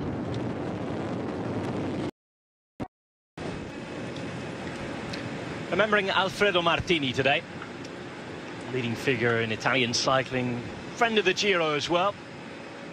Rode at the time of the man we were talking about yesterday, Fausto Coppi and Bartoli as well. He was a sports director after that, coach of the Italian national team for a long time as well. 22 years, from 75 to 97 he was in charge. As we look at 2 of the men who are going head-to-head at this Giro d'Italia, the man on the right would have been a good shout to be in one of those national teams that was in charge. It was managed, pardon me, by Alfredo Martini. Passionate for cycling, Martini, and from this area. The entire Tuscan stage today. Do not leave the region from start to finish. Dedicated to the memory of Alfredo Martini. Well, we're getting a break here of 6 minutes and 9 seconds. That time gap disappears out of gap and out of view, pardon me, as soon as I mention it. So perhaps just wait until we get confirmation of that. Perhaps the GPS was a little off. It was a big jump of 2 minutes, if that was true. I think sometimes there's generally a bit of a slowing of the bunch through the feed. They take a bit more time to get going again. That's, I think, why the lead might have just got out of touch. Time to go here from Andre Greipel. Can he win today? See what he thinks. Andre, how are your legs after these 3 difficult stages? Yesterday wasn't too bad, but the 2 days before was pretty tough. And I think everybody was kind of happy that we took it a bit more relaxed to the final climb. There's a bit of wind today. Is that going to be important? I mean, of course, wind is always something what can disturb the race and can make the difference. But I think it will be not that much wind to do something. I wonder if you've seen the weather forecast or not, because Matt Rendell asking the question, talking about the wind. 25 kilometres per hour, south-southeast we've seen. Interesting to see if it's going to influence things towards the end today.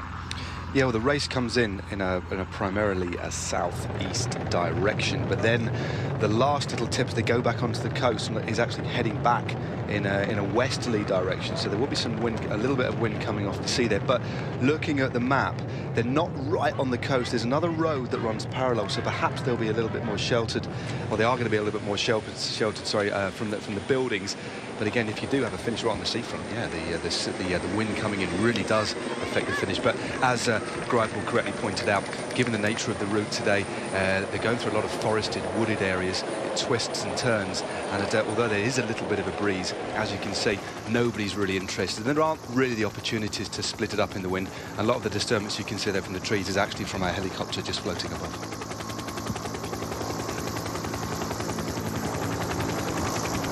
I talked about music earlier on, music you were listening to. Not quite sure, there's obviously different tastes around the peloton, but not quite sure if many are into opera. But Giuseppe Verdi got a lot of inspiration for two of his great works at the town where we left today, actually, in Montecatini. Inspiration to compose Otello and Falstaff later on in his career, and that was after a silence of around 10 years. He actually went to Montecatini in 1882 after not doing anything for more than 10 years, after that great triumph with Aida. It was Montecatini where he then found inspiration. But again, I'm not too sure how many people listen to opera music when they're riding the bikes. What do you listen to? We'd love to hear from you. Hashtag Home of Cycling. I think I don't generally ride with music. I'm not a fan of riding on the road with music, but when I'm doing any sessions in the gym or on a turbo trainer, then it's time to introduce some serious beats. But I like sort of some heavy kind of rock music, Queens of the Stone Age, if anybody's interested, the kind of bands that what kind of band I like to listen to, all the Strokes. But yeah, each to their own. I'm sure there's one or two out there that surely must be inspired by a little bit of opera whilst on the turbo, perhaps. As we suspected, that was an erroneous gap that we were given. It's down to under 4 minutes now. I think it's interesting here because, you know, the management of a gap in a stage race is it is an art in itself. Most of the time, teams generally get it right. From time to time, they get it wrong. And a lot of time, they can underestimate the strength of the breakaway. Changes in wind direction that they've not quite got right.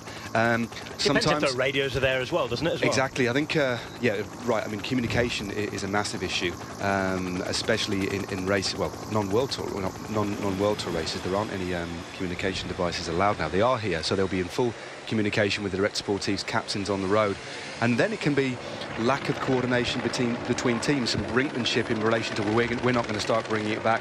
Different direct sportives, different road captains have a slightly different view on things, and it all becomes rather subjective. So, but today they're managing this quite well. And bear in mind, what we do see sometimes is gaps. We've seen gaps go out to 15 minutes, 10 minutes, and then come back down. But today, what the teams of the sprinters don't want to do is let it go out too hard and rest up too much, because then it becomes harder to bring it back. Generally, they do bring it back, but it's a harder effort to bring it back. So by riding at a tempo that's comfortable but constant, it means the gap can go out 3 to 4 minutes, and then when they need to bring it down, they can do so without expending too much energy, or as much energy as when they start to panic.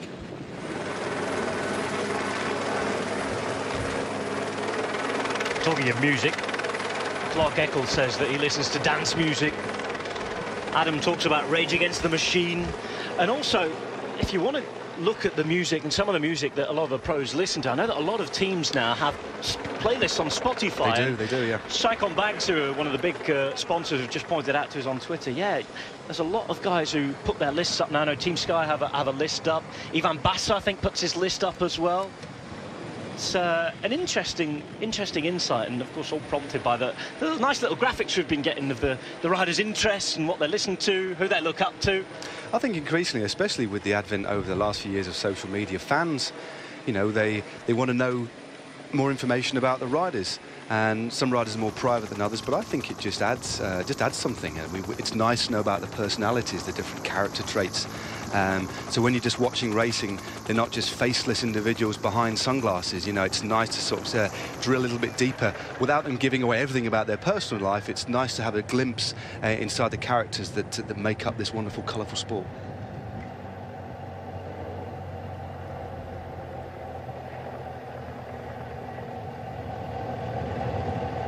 Cheng Ji on the right-hand side there, Giant Alpecin. They call him the breakaway killer in the team.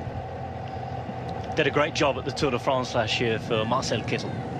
Well, he's one of the riders that is doing exactly what he's doing now. He won't be one of the riders necessarily that takes it up in the last 20 or 30 kilometres. He'll be one of the riders. The teams will spend 1 or 2 riders out now just to keep the pace high, and then they'll have 2 or 3 riders then to take it up with about 25 kilometres to go, and the tempo lifts, and then there'll be 3 or 4 specialist riders for the finale in the lead-outs. But then Tinkoff Saxo probably won't be involved in that. They have a team entirely built around Alberto Contador. But it'll be interesting, as we say, one of the favourites for today, wearing the red jersey, is Elia Viviani. And given the success he had, will he be given another rider perhaps for the finale? I think he'll be given a couple of riders. I think we'll definitely see Bernie Eisel in the mix, perhaps Vasily Kirienka, and maybe Salvatore Puccio as well, who will look after Viviani perhaps to 1,700 metres, 2 kilometres to go, maybe a kilometre, and then it'll be up to Viviani to freelance and freestyle the finale, which makes for quite an intriguing finish.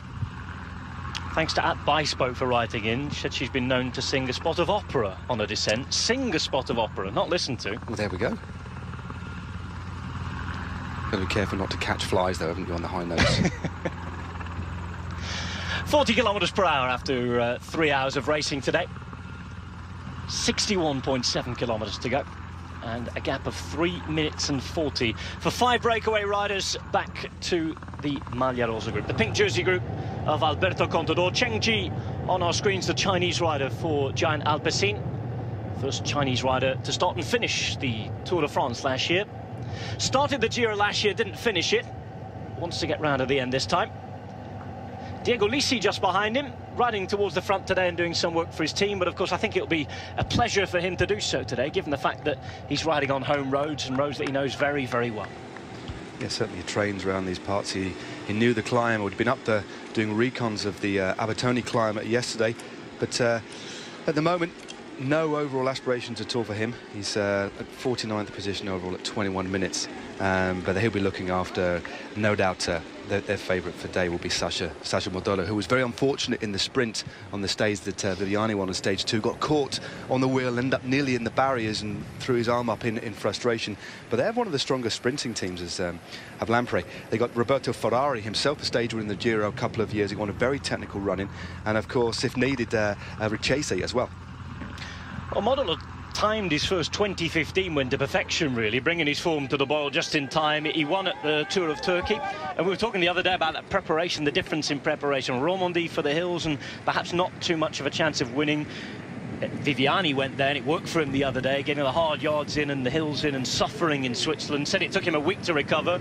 Modolo going head-to-head with the likes of Cavendish and Greipel over in Turkey, getting a win. Depends what you need at the time. We'll see how he does today.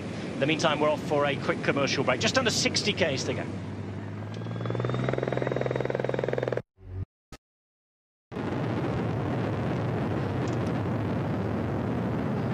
Most of the hills out the way now. Heading in towards the final 50 kilometres. And everybody's just going to start to wake up and get involved in today's stage. Castiglione della Pescaia, just 3 metres above sea level. We've been well up to around 600-700 metres today. 5-man break is still out there. At the front doing a bit of work at the minute is Alessandro Malaguti, who was the man who tried and failed yesterday. He got around halfway through to the break that was pulling out 10.5, 11-minute advantage 24 hours ago. Had to give up in the end, but he's made sure he's got in the break today. He's with Eduard Grosu of Romania. Both riders for Nippo Vini Fantini in the orange and navy blue. Yes, they call that Chas Patats when it's the rider in the middle. It's the no man's land. Chasing potatoes is the direct translation from the French. It's that place where you're not in the break and you're not in the bunch. And unfortunately, well, he's got in the move today, so chapeau to him. But yeah, it's not a good place to be. heading through Massa Marittima. As well as the two riders from Nippo Vini Fantini we mentioned. Canna del Garmin have Alan Marangoni there. Marek Ruchevich of CCC Sprandi Polkowice, the Polish team there as well. Marco Bandiera from Androni Sidamek. As well as the modern industry, there's lots of Etruscan archaeological sites, get it out third time of asking, around here as well. 3 minutes and 12 on the descent from the hills today, and this is where we slowly expect it to be wound up and sped up, Matt, now. Yeah, the gap has come down a little bit. It's still very, very manageable. We can just look at the speed now. They've dropped off this this rather elevated rolling plateau, and for the next 10 or 15 kilometres, actually, they'll drop gradually back down to sea level. And then they've got the extremely flat running for the last 30 kilometres. A couple of little pimples, but essentially nothing that's going to worry the bunch or any of these 5 riders in front. But no, for the next few Ks, we'll see some pretty high speeds. And then with 30, 40 kilometres to go, as you can see, you know, it's a long, gradual descent, not too steep, but enough to be travelling at around 65 kilometres an hour easy. We're looking at Julien Bernard, the French rider, who's over an hour behind already, and you and I were just commenting, after just 5.5 stages, we've already got riders who are a long, long way down on the time difference. It tells you how chaotic it has been. Yeah, well, look at, I mean, one of the best sprinters in the field for YAM Cycling, Matteo Palucchi. He's languishing, if you can say that. He's in last place in the black jersey, as it were, at 1 hour, 27 minutes and 23. But looking down my list of riders here, there's about 20 or 30 riders who are just on an hour or just over an hour behind already, and we're only on stage 6. That just shows how very, very difficult this has been for everybody, not just the riders who are looking to win the stages and place well on GC. It's been literally a battle of survival, and one rider in particular was eliminated yesterday. And we've had 4 different wearers of the Maglia Rosa as well. It tells you how crazy it's been. Sometimes you get the sprinters exchanging things with bonus seconds in the first few stages of a Grand Tour, but there have been big names who've taken the Maglia Rosa as well already. Yeah, of course, we had Simon Gerrans cross the line first in the team time trial for Orica Greenidge. Then it was pretty much sharing out the Maglia Rosa between the Orica Greenidge team. Matthews took it for a couple of days, and then Simon Clark, remember, crossing the line in second place behind Davide Formolo, thinking, I think, he'd won the stage, but yeah, the compensation for him was the fact that he went into the pink jersey on that day. And then, of course, we saw Alberto Contador wrestle the jersey from Clark, who, to be fair, fought. He didn't just give up and you know, fly the white flag. He fought as hard as he could, tooth and nail, until the cameras went away. But a really brave ride from Clark in a day he'll remember. But currently, the jersey on the shoulders of Alberto Contador. And there we go. Look at that. How many? Can we count those bottles there, Rob? Good luck. 8, 9, 10? He's got the whole team's drinks there. A big round he's got in. Maxime Belkov back from the car. Belkov, who rode brilliantly in the Tour de Romandie the other week. Sprinter's jersey. King of the Mountains jersey. He was out there on a couple of breakaways on really difficult terrain as well. We're talking some huge Swiss Toblerone mountains that he had to take on. And so pretty miserable weather as well towards the end of the race. So it's very changeable weather in Romandie, isn't it? It's, yeah, I mean, it can be freezing cold and then boiling hot, but yeah, very, very changeable. But it's a beautiful part of the world of Romandie. It's a race I've done myself, and yeah, some fond memories from there. Nothing wrong with the weather here. It's too warm for some of the riders, if anything. 25 degrees Celsius and a little bit more than that. Now, hydration is very, very important. So any opportunity there is for riders to drop back, they're taking it, especially before the race gets very quick on the running. I mean, the human body, it's actually quite poor at recognizing the stages of dehydration. Generally, if a rider starts to feel thirsty, at that point they are dramatically dehydrated, and performance can therefore drop. So it's about topping up all day, especially on days like this. Yeah, I've heard people say, and there's supposedly science behind it, that it's virtually impossible to stay optimally hydrated throughout the day. You're almost firefighting throughout a stage. Yeah, I think especially on a day like this, in the cold conditions, you will only need to take a few sips. You might just go through 1.5 bottles, even over 150 kilometres when it's particularly cold. But in hot conditions like this, you'll be going through a couple of bidons an hour, and when riders go to the anti-doping afterwards, there's always lots of bottles of water, Coca-Cola, etc. Because as soon as you cross the line, the last thing on your mind is going to the toilet. You know, in these kind of conditions, the body is pushed to the limits, and you almost can't get enough liquids down you, and you have to be very careful. You can't just get water through, because water just flushes straight through the system and isn't absorbed by the body. That's why we see riders taking on a balance of carbohydrates, electrolytes, sometimes even protein drinks, but primarily a blend of carbs and electrolytes. And when the riders go through the feed zone, the soigneurs will have marked up the bottles with a little X to denote water, and then no X on the bottle, or a 0 generally denotes a carb drink or an electrolyte drink. So the riders just take a balance, and then they can use, of course, the water to cool themselves down if they need to.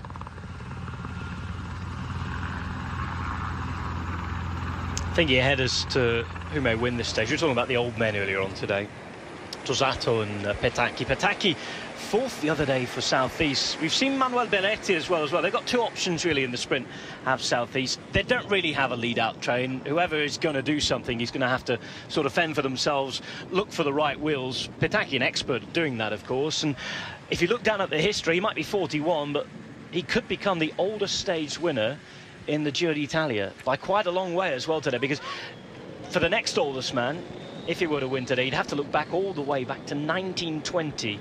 Giovanni Rossignoli was 37 years of age when he won a stage with 8 other riders alongside him in stage 8 back then in the Giro d'Italia. Of course, the Giro, very, very different. Cycling, a very, very different thing back then.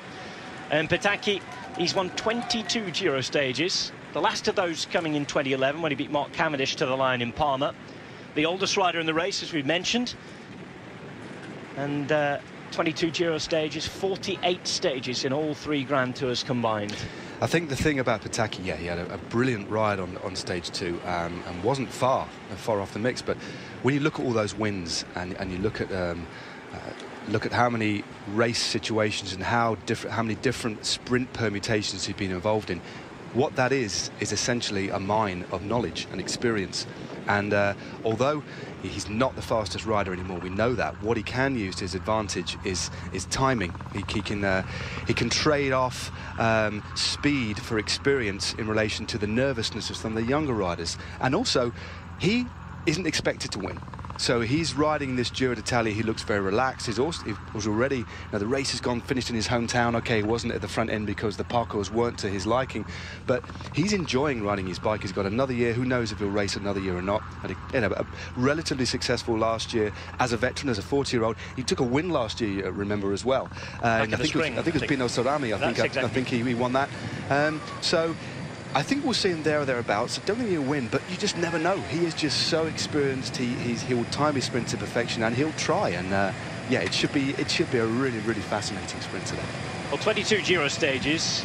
Listen to this. He needs one more to pass Fausto Coppi and Roger de Vlaeminck on equal 7th place with Francesco Moser. It's not bad company, is it? He'll be up there in the all-time pantheon of greats of the Giro, won't he, if he does that? I would imagine that might be at the back of his mind. What if maybe just one more season with a smaller Italian team, because I could, write myself into the history books. Who knows? But I think we'll see him in the mix today. As I say, I don't think he'll be the strongest, but he'll just have to play that sprint and just see what happens. And the sprint the other day was a funny one because of the crashes before. It's hard to see if we can take it at face value as exactly how the sprints are going to play out at this Giro d'Italia, where a couple of guys not involved who should have been. There probably were, to be honest. And would that have bumped down Petacchi further down the top 10? We're not sure. But he was in the top 5 anyway. He was competitive, and we're going to see if that's going to be the case again today. Yeah, I think I think it's a very fair point. There were one or two riders, especially, we've talked about it already, the Palucchi and Hausler, for example. There were one or two other riders who you'd have expected to be there, unfortunately taken down by a very nervous bunch. But there was also the awful luck. We had that lunatic on the Italian equivalent of a Boris bike right into the peloton, which it's wiped out the chances of many sprinters. Midway through the peloton, it wasn't, I think, you say you make your own luck. Something like that, that's just completely unforeseen. I mean, yeah, you ride at the front of the head of affairs, keep out of trouble. But when something like that happens, it's just a really, really unfortunate roll of the dice. So I think we'll see a few more names in the mix. There were some quite big gaps at the finish the other day, bearing in mind it was an uphill kick as well. Not a massive gradient, but suited perhaps the lighter Viviani compared to Greipel. But yeah, should we have an incident-free run-in? And these run-ins can be quite nervous affairs. On the assumption that there's no accidents or crashes on the run-in, there'll be a lot more different coloured jerseys in the mix. There's also a suggestion as well that Andre Greipel perhaps timed his little dash to the line wrong the other day, and could he have misjudged the gradient? I think it was a combination of maybe misjudging the gradient. I'm not too sure of which way the wind was blowing either. That can play into it. But also, because of the chaotic finale, there were hardly any real lead-out trains. Some riders had one particular rider. I mean, I remember Michael Matthews, who we kind of tipped to be up there, given that it was slightly uphill. He was left exposed early on. He had Simon Gerrans, I think it was, leading him out. Or one of the other riders, I'm not too sure, but he definitely had somebody. But because there was a distinct lack of lead-out trains, a lot of riders ended up in the wind too early, and Viviani profited. He didn't have any lead-out at that point. He'd already been dropped off by Team Sky with about 1,500 metres to go. So it was almost an advantage, as you see Philippe Gilbert taking a little bit of a mechanical assistance. Philippe Gilbert has been up there as well. Third place the other day after one of those, well, the first of the crazy Ligurian stages, if you put Genoa out the equation. Stage 3 it was. I think tomorrow could be a stage for Philippe Gilbert. I don't think we'll see him contesting the sprint necessarily today. Perhaps more of a day for young Rick Zabel in his first Giro d'Italia. But tomorrow, although we've got, does have a bit of quite a challenging last few kilometres with a bit of kick up to the finish, which might suit this Belgian. Former world champion, of course, on your screen now. Looking for victory number 75, Philippe Gilbert in his career. Bottle run time for Lotto Soudal. Lotto, who will have been a little disappointed, I think, with Jürgen van der Broek slipping down as well again on general classification at 2 minutes and 27. Certainly but not out of it, Van den Broek, but 2 minutes 27 after 5 days isn't the end of the world. But when you look at the guys in front of him, the type of time he's got to make up, he has made it a little bit difficult for himself, and he'll be hoping no doubt to recuperate over these slightly steadier stages we've got today and tomorrow. Pressure on Andre Greipel, you feel today as well, as the biggest name sprinter here. He will want to take the wins. He hasn't been as prolific as he normally is early season. He's had a couple of personal issues as well at home. Found his form, found his fitness. Can he do it today? 45 kilometres remain to the finish on stage 6 of this 2015 Giro d'Italia.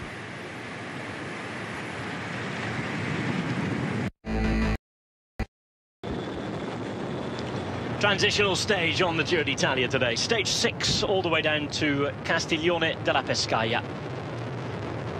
45 k's to go, as you can see. The pace is on behind. Lotto NL Jumbo, 2 men down now. Nick van der Lekers, the man who's supposed to be leading Hofland out today. Long straight road down to the south of Tuscany. Doing the chasing on the front, by the way, was Bert-Jan Lindemann. We've seen out in the break already. Today the breakaway consists of 5 riders. Marco Bandiera of Androni, Marek Rucevic of CCC Sprandi Polkowice, Alan Maranconi of Team Cannondale Garmin, of course Nippo Vini-Fantini, represented with 2 men in the break, Edouard Grossu and Alessandro Malaguti. Some lovely arty shots as well this Giro d'Italia. Some great slow-mo cameras out there. There's some really nice slow-mo out there. I think well-placed slow-mo definitely has its place. It's nice looking at the machinery, look at the just the vibrations on the road surface sometimes, and the ripple effect that it has through the muscles, etc. is it's quite cool to watch.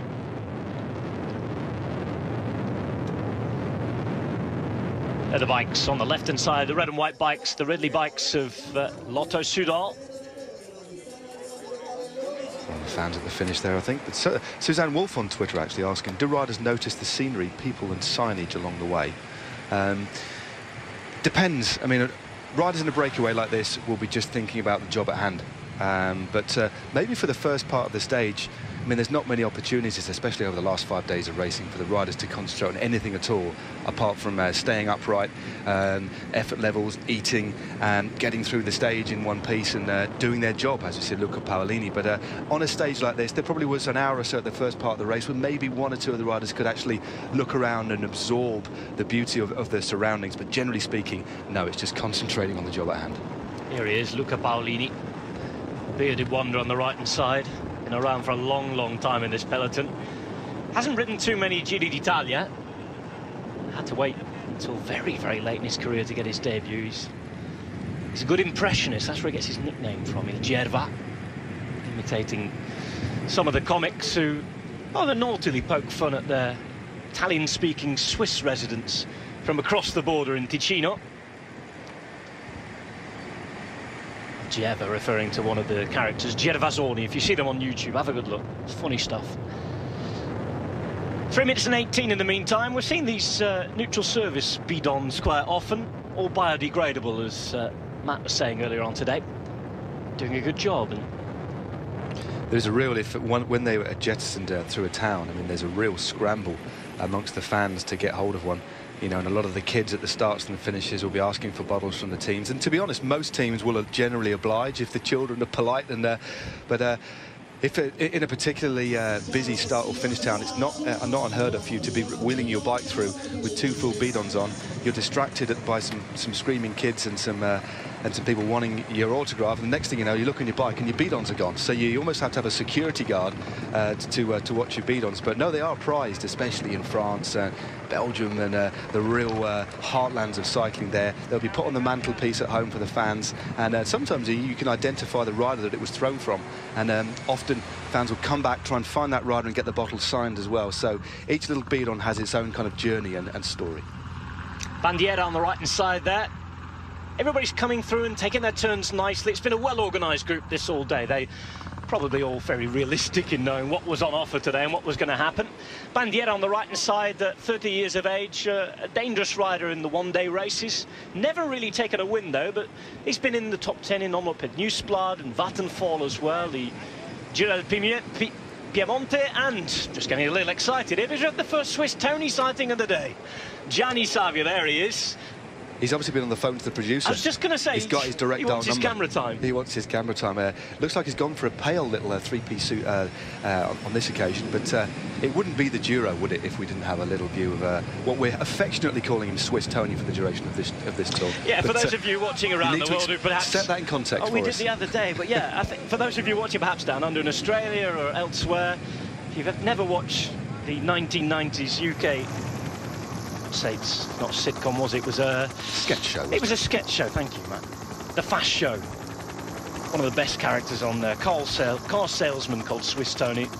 Big look-alike for Gianni Savia. Stick Swiss Tony Fast Show into Google, and you'll then know what we're talking about. Hopefully we'll be a bit more inclusive in terms of our little jokes, but very, very much like it.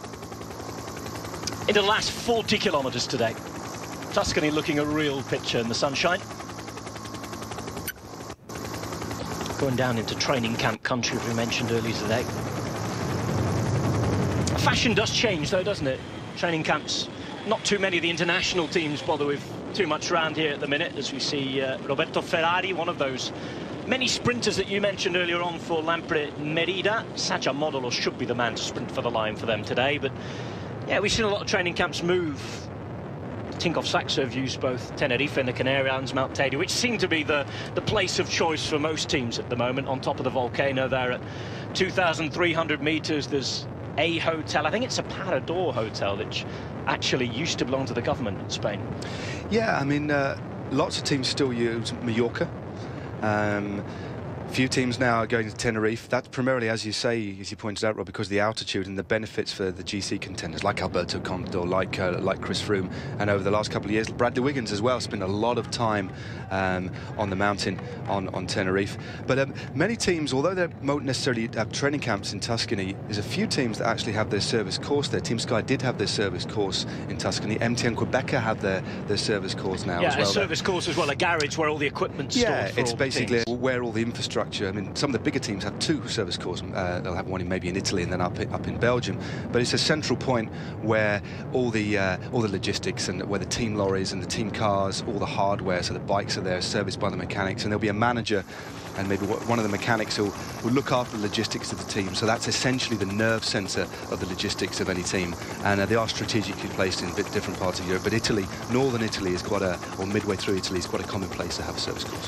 The problem is when these places get popular, they get booked up very, very early on. And Tinkoff Saxo have had that problem, I think. I think they wanted to go to Tenerife again before the Tour de France. but all the rooms are booked. It's booked almost all year round, that place up the top of Mount Teide right now. In fact, Tinkoff Saxo chosen another very, very high altitude place, a good area for a summer training camp, probably not a winter training camp unless you're an alpine skier. They're going to Livigno in the north of Italy, and they're going to be staying and preparing for the Tour de France on the ascents of the Stelvio, Mortirolo. So areas that we're going to see later on in this race, particularly in the case of the Mortirolo, are going to be used by Tinkoff Saxo as their training camp pre-Tour de France. So Alberto Contador's going to spend a lot of time up there during the summer. Yeah, well, Alberto Contador, if all goes to plan, he's only got one race in between the Giro and the Tour. He's riding the Route de France down in the south. So I think just a 2-day. So just 2 days of racing, but it's primarily training for Contador pre-Tour de France. 2 kilometres to go to the intermediate sprint at Ribolla. Talking about Ribollita yesterday and that soup, this is exactly where it comes from down here.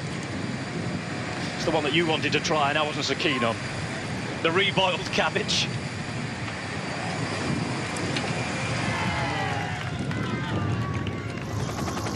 Intermediate sprint coming up. Let's head over to Twitter for the meantime. Juan Antonio Fletcher, our expert, tweeting a light breeze turning into a significant tailwind at the finish. A fast bunch sprint, in fact, a super fast bunch sprint. Juan Antonio Fletcher has not been wrong this week. We get the feeling he's not going to be wrong again today. Excitement to come at the finale. Yeah, Juan Antonio Fletcher, yeah, great bit of information there. Adds to hopefully our insight as we see the race in the final stages, but that will make for a very, very fast finish. Quite nervy as well because the speeds are so high. So wind coming into play, not traditionally as we see it from the left-hand or the right-hand side in terms of echelons forming, but from the back it means it's it's far easier to move up, but the speeds are so high it can make for a very, very hectic sprint finish today. So yeah, good bit of information there from Fletcher and on the ground. And sticking with the Twitter thing, just a quick question here from Lucy Jones, who said to us, are the riders using mechanical or electronic gears in the Pro Peloton now? But it's a mix. Some of the bigger teams with bigger budgets, generally teams equipped with Campagnolo and Shimano, generally do use electronic gearing now. Some of the smaller teams using Campagnolo, Bardiani for example, they're pretty much exclusively on mechanical gearing. But a lot of it is rider's choice. I know Fabian Cancellara, his team is equipped with Shimano. Most of the riders in his team use electronic, but he prefers mechanical. So that's just the answer to that quick question.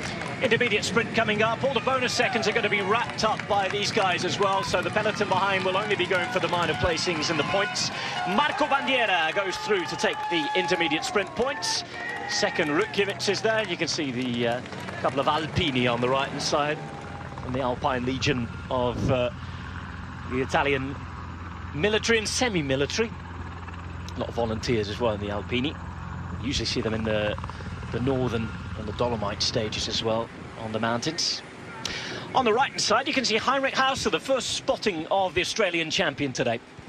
With how he is feeling after those opening days and the exertions it's taken on the legs. And that's another thing to throw into the mix for the sprint here. If some of these guys have had particularly hard, difficult days, we're 5-6 stages in now, 5-6 really hard stages, and you might have one or two sprinters who aren't quite feeling at their best, man. Yeah, well, Andre Greipel mentioned the fact that it was a hard few days. He's looking forward to a steadier day to start with, so he'll be looked after by his team. The pace not too high, and if you ride in the wheels in the bunch on a day like this, although we've had a relatively an undulating midsection, essentially this will be a day that will come as a welcome relief, but there'll still be some painful legs. The team time trial put to one side, that's hard enough, but bear in mind it's a very short explosive effort, but the next 3 days have been relentless. They've almost been raced like a series of one-day races, and that makes it very, very hard to recover and recuperate. And I think now we're getting to the point of the race where you'll be waking up, despite having a massage, stretching, you'll wake up with that deep-seated pain and ache in your legs. And yeah, it's about how riders recover and recuperate. Into Ribolla. A couple of small hills around here. Famous for its mining as well. In fact, the scene of one of the biggest mining disasters in Tuscan history as well. In 1954, 43 miners tragically killed when an explosion happened in the town.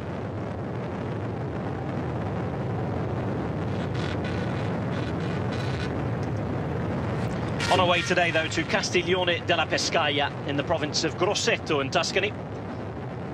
Just a bit more urgency now, Rob, about the pace. There's still Lindemann on the front. And, of course, the extra points as well. We just saw Elia Viviani on the left-hand side in the red points jersey being brought into position by Team Sky. Nizzolo's coming up here as well. Bernie Eisel trying to put Viviani into position to perhaps just get a couple of points that remain to get his lead. 3, 2 and 1 still remaining, and we've got Nizzolo and Boy van Poppel looking for points. It's Nizzolo who goes out in front, we think.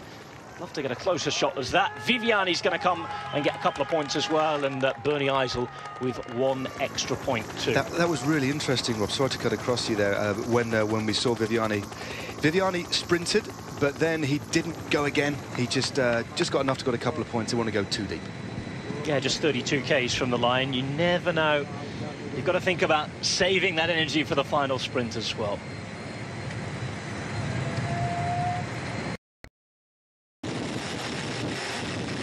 Inside the last 30 kilometres on stage 6 of this Giro d'Italia. I think it's stage 6. It's been that crazy.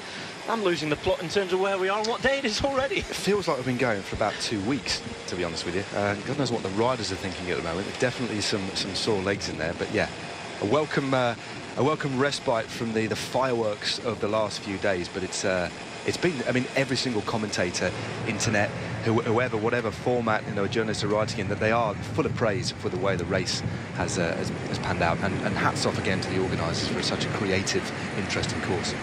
No, they've done really well. Bandiera, Grossu, Marangoni, Rukjevic and Malaguti, the 5-man break for the day.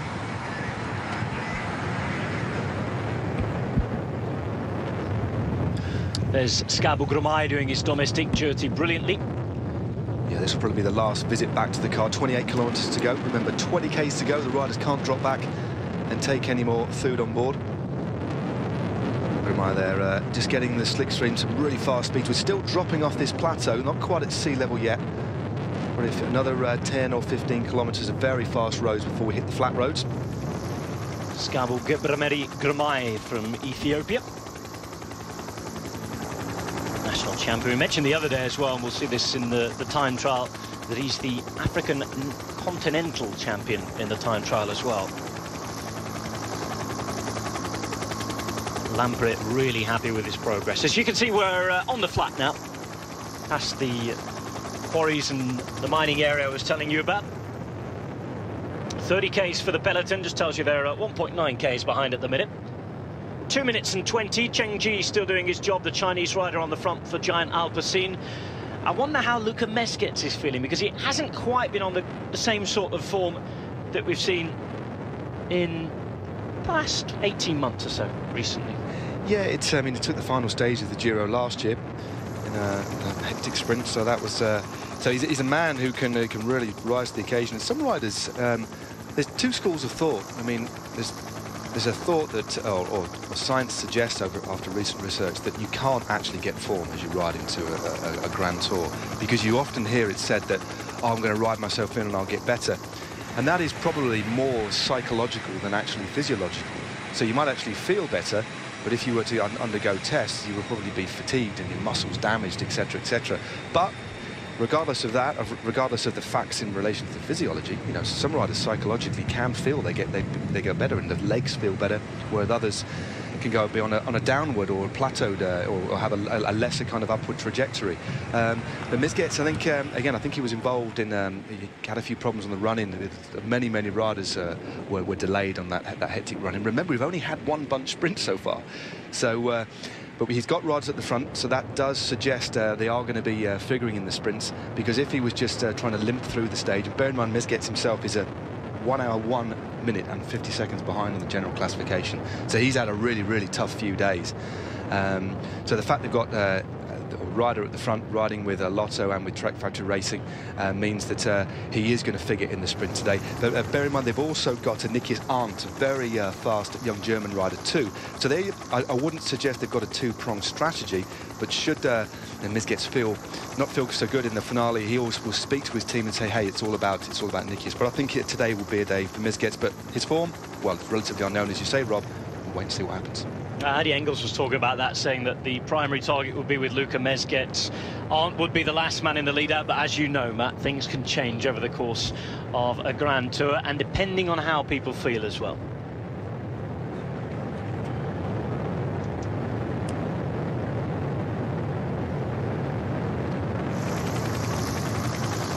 Expecting a sprint on stage 6 of the Giro d'Italia. It certainly looks as that's going to happen. Haven't seen too many of the Ethics Quick-Step jerseys. Rigoberto Urán losing more time yesterday, which meant that the 4 tops that we were talking about became the 3 tenors yesterday. Really, really disappointing for Rigoberto Urán. To carry on the music reference, nicknamed Mick Jagger by Richie Porte before we got going, but they're 2 old mates, those 2, Urán and Richie Porte, and Porte surviving alongside Aru and Contador yesterday. And looking at the differences to Urán now, it really means that he's on the defensive at 1 minute and 22. He can make quite a lot up in the time trial, but that's also somewhere you'd expect Richie Porte to be strong in. So he's got to have a couple of really, really good days to get himself back in the reckoning, hasn't he? One thing he hasn't got is a team. Yeah, I mean, Ethics Quick-Step have been unfortunate, lost a couple of riders very early on, particularly Peter Seri, a key rider for the mountains for Rigoberto Urán. But, you know, it's not all over. He's sitting 12th on the general classification at 1 minute 22, so it's certainly not all over. And of all the main GC protagonists, he is one of the better time trialists. He won the time trial of the Giro last year, the very difficult time trial, but this is a very, very long Giro TT. I think it's the second longest TT we've had in kind of living memory in the Giro, let alone any of the other Grand Tours. But no, he's... But he can't just look ahead to that. He needs to make a difference in the mountains. And looking at him at the moment, although riders can change, I mean, Alberto might have a bad day, Aru might have a bad day, but Rigoberto Urán needs to do something else. He can't just rely on one stage to make the time up, because we have some very significant mountains to come. A far sterner test than Abetone that we had yesterday. Italian teams helping each other out, we just saw very briefly there. Peloton helping each other out as well. You just saw a few hand signals suggest that the road was narrowing and we were going under that very, very tight bridge there. That's what you do rely on. Obviously, they perform a good job, their motorcycle outriders, the marshals, etc. But you do rely on your fellow teammates as well, and riders from other teams to shout, point out things at the side of the road. It's part of the etiquette of the peloton. And without that, it prevents many incidents and crashes. And actually, if a rider doesn't point out something in the roll, a hole, for example, or a dead hedgehog, or whatever it may be, or a rock, then you will get verbally abused in the bunch, because it's like, hey man, you know, well, why didn't you do that? And you can get sworn at in so many different languages in the middle of the peloton. It's quite remarkable. But generally speaking, these guys, they all do the same job. It's about looking after each other's interests, welfare and safety. So generally speaking, they will just they'll point out the holes, they'll give a flick of the elbow should there be a car. But when it gets difficult is when the hammer goes down, when the speeds is 40, 50, 60k an hour in the run-in. Then it becomes very difficult to take your hand off the bars to point out a hole. So then it's a little bit more each to their own. But generally speaking, all the riders in the peloton will look after each other. What was the first word you learned in a foreign language, the naughty ones? Certainly are. We won't broadcast them today, but yeah, it has its own kind of rather colourful lexicon. I've been treated to the views of Tuscany. These are the views in the peloton. Chengji needs a bead on. All the work that he's done today, I think he deserves it as well. It's thirsty work chasing down a breakaway. Conversation with Lotto Soudal, committing rather many men than the rest of the teams involved. Only Giant and Lotto still left at the front, Matt. Yeah, that's quite interesting. There are a few other. We saw Lotto Jumbo NL on the front. The gap 2:05 now. So it's gradually coming down slowly, but Lotto committing far more riders than any of the other sprinters teams at the moment. Trek still have one man in there. Chengji, of course, has been on the front kilometre after a kilometre. But one good thing about riding on the front, although it's remarkably hard, and once your job's done, you can actually, stay in the peloton or get dropped and just ride easily in, is that later in the year, riding hard day after day in a Grand Tour, when you've given your opportunity, the condition that you can get by riding on the front in these tours, it's a simple job to do, but it's very, very hard, but it has its own rewards. Firstly, there's the reward of seeing the success of your teammates, but later in the year, if you come out of a Grand Tour healthy and you spend a lot of time on the front, the amount of condition you can get is a benefit, and then there will be opportunities for the domestiques in the smaller races to get out there and use the form that they've had, the conditioning from the Grand Tours, to go out and apply to reap their own rewards later in the season.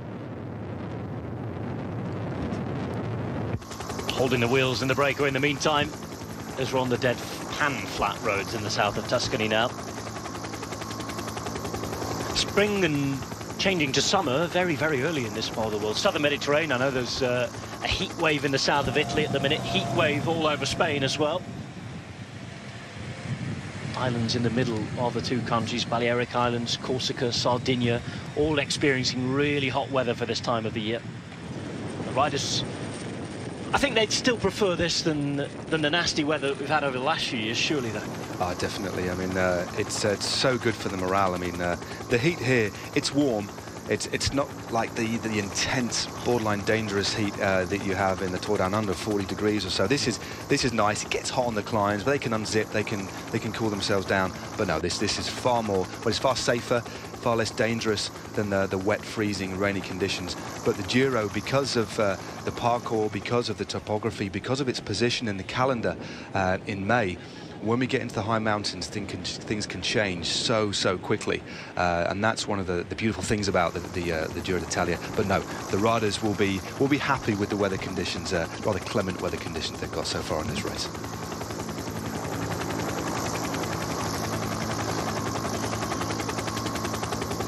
Gap goes under 2 minutes for the first time. 22 kilometres to go. 1:54. It's almost dropping with the pedal stroke now. I won't want to bring it back too early, as you suggested earlier on. After the last couple of days, I think everybody will be very, very happy to bring it back in just the final few kilometres and make sure that there's an orderly sprint where all the teams make sure that their teams get the opportunity they've been craving over the last few days. Definitely.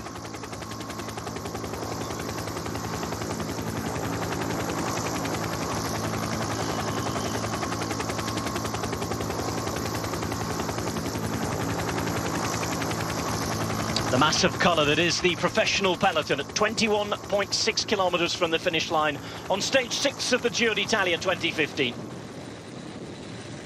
It's been a much more relaxed day for the peloton. I think they needed it after this chaotic start we've had. Chaotic but massively entertaining.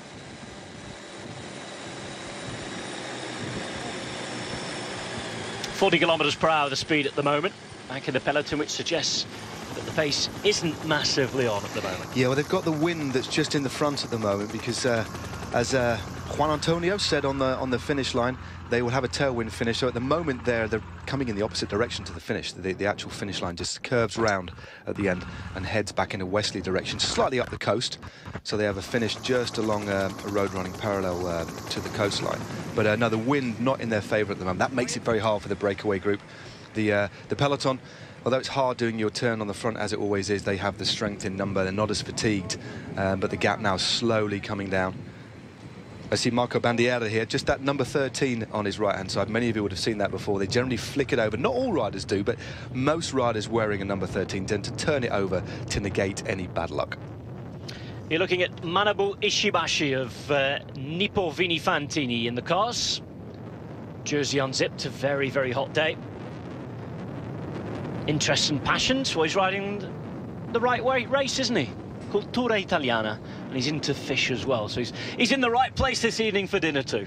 He certainly is. A lot of seafood specialities along here, from Livorno all the way down. Shellfish as well, and up in Liguria the other day, mussels, the big thing too. Very nice indeed. Is it time for tea yet? That was a good example there of a rider just making his way back through the convoy. What the rider will do, especially given the wind direction, where it's almost in their face at the moment, is just gradually drift up, moving in front of the car they've just passed, get onto the bumper or just near to the bumper, you know, getting the benefit of the slipstream effect before flicking right or left. So if the wind's coming from the left-hand side, what a rider will do, if they have the opportunity to do so, is move to the right-hand side of the car, so they move then round the opposite side of the wind, constantly using the shelter of the vehicles before they make their way back up to the peloton. It's in the flatlands of the Tuscan Maremma, which leads up towards the hills inland. Southern Tuscany and Siena. This is the province of Grosseto, though, as we come through 20 kilometres to go. A couple of the guys in the breakaway now starting to feel those kilometres in the legs. Alan Marangoni there starting to stretch off to the side. They know what's going to happen here. Sprinters team's ready to reel them in, and it's this nervous point until we get to that 3 kilometres to go banner. We'll also see some of the GC teams perhaps helping out a little, as we've seen earlier on. Alberto Contador has the pink jersey. Most importantly, the guys up the front in the GC want to be safe, and they do not want to crash. That's why we're seeing Team Sky. You can see Vasily Kirienko on the left-hand side. He might start to work on the front just to show that Team Sky are willing to help with the pacemaking because of Elia Viviani. He's riding in the Maglia Rossa. The red jersey is leader on point, so that's why we're seeing him in the mix there. But yes, you're exactly right, Rob. You can see the blue of Astana looking after Aru, and the bright yellow, fluoro yellow. That's a very familiar colour this season of Tinkoff Saxo. And there he is in the pink. First time we've seen him for a little while, Alberto Contador. And we saw that on stage 2 in particular. Alberto Contador's team on the finishing circuit, Tinkoff were on the front, but they haven't got a sprint. It was just about, Aru's team were just behind, and then Team Sky. And then the crucial point for the GC contenders is 3 kilometres to go, because that's where, if they are unfortunate enough to get caught behind a crash or have a mechanical, they're given the same time as the lead group, or the group that they're in. So as long as they can get their leader safely to the 3 kilometres to go, they will then still protect him, but move back and let the sprinters teams take over. Little image there of someone who'd been a bit of a naughty boy and been banned from the Giro convoy yesterday. Rise roving reporter on the motorbike, Max Lelli. He's back today, as you could see. The rumour was commissars had caught him helping a couple of riders the previous day who'd been dropped. As Vasil Kirienko, the man you mentioned. And that is a rock-solid style he's got there, isn't he? How many, it'd be great if we see some stats on how many kilometres Vasily Kirienko has spent on the front of the peloton. Especially the last couple of years he's been with Team Sky. But a man of the breakaways as well as being a real engine on the front. Pretty comfortable out on his own. Great time trialist.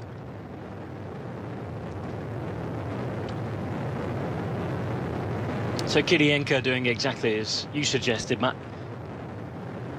Just adding Sky's presence there, and politically that helps as well. That wins them a few friends for the rest of the race too, doesn't it? Yeah, it has two sides. It's helping with the chases. You know, he's spending time on the front. He's got a big engine, so he has the ability to, as part of a bigger unit, you know, bring this break back. But as you say, it is political. It shows that Sky almost earned their place in the lead-out trains. I mean, it doesn't always kind of work that way, but it's important because sometimes you get teams at odds when you'll get a sprinter winning, but his team hasn't put anybody at the front, and it's part of the respect of the sport. It's an unwritten rule. Teams don't have to ride at the front, they just do, because that's the way the sport is. You won't find anywhere in the UCI rules that teams have to ride on the front, otherwise their sprinter can't take part. It's just what you do, because if you don't, your life will be made very difficult in subsequent races. All part of the shouting and bawling you're on about before the... It still happens, you know, but, you know, we know now the teams, if you don't know much about the sport and you come in and watch a stage finish on a flat stage that we talk about being a sprint stage, look at the colours of the jerseys of the teams making the pace. You'll then know that later in the stage, there'll be teammates of the riders currently on the front will definitely figure in the finale. And there's a, great picture of the wins. Crosswinds abound, making sure they have to ride strongly. I wonder if anybody's at the back here and struggling a little.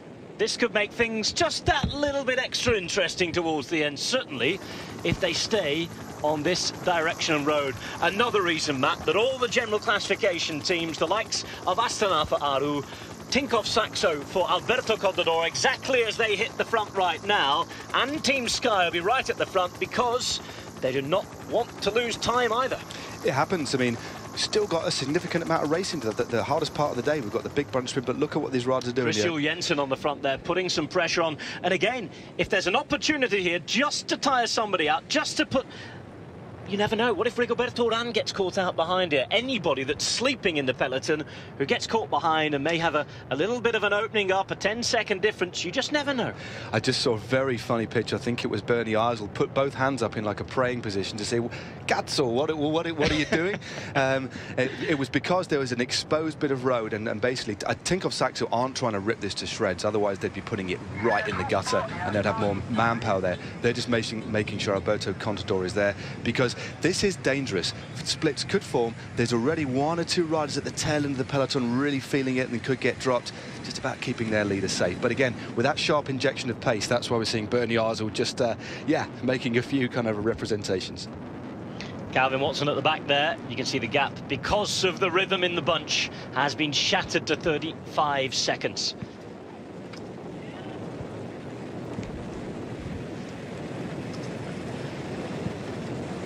Oh, there are gaps opening up. The crosswinds are blowing, and we're having that little extra bit of added excitement that we did not expect towards the end of the race today. And a lot of riders who didn't want or expect to lose time today are having to work hard to keep up with the rhythm of a bunch that has been upped considerably ever since the wind started to blow across the road. It certainly has. One of the riders we saw coming back, unfortunately, dropping like a stone, and fair play. It was Sylvain Dillier of BMC. He was in the breakaway yesterday. He had a very, very hard day. Fought to try and stay in contact with Sylvain Chavanel and Pollant, but that's why he's got sore legs and is drifting down. But yeah, this isn't the place you want to be. And unsurprisingly, we're seeing a couple of the riders from Movistar a bit near the back.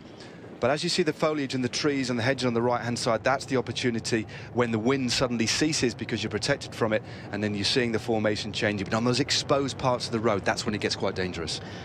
There are crosswinds. Rigoberto Urán needs to win time back. He's got a team for the flat. He's got a Belgian team who are used to this. Where are Ethics Quick-Step here?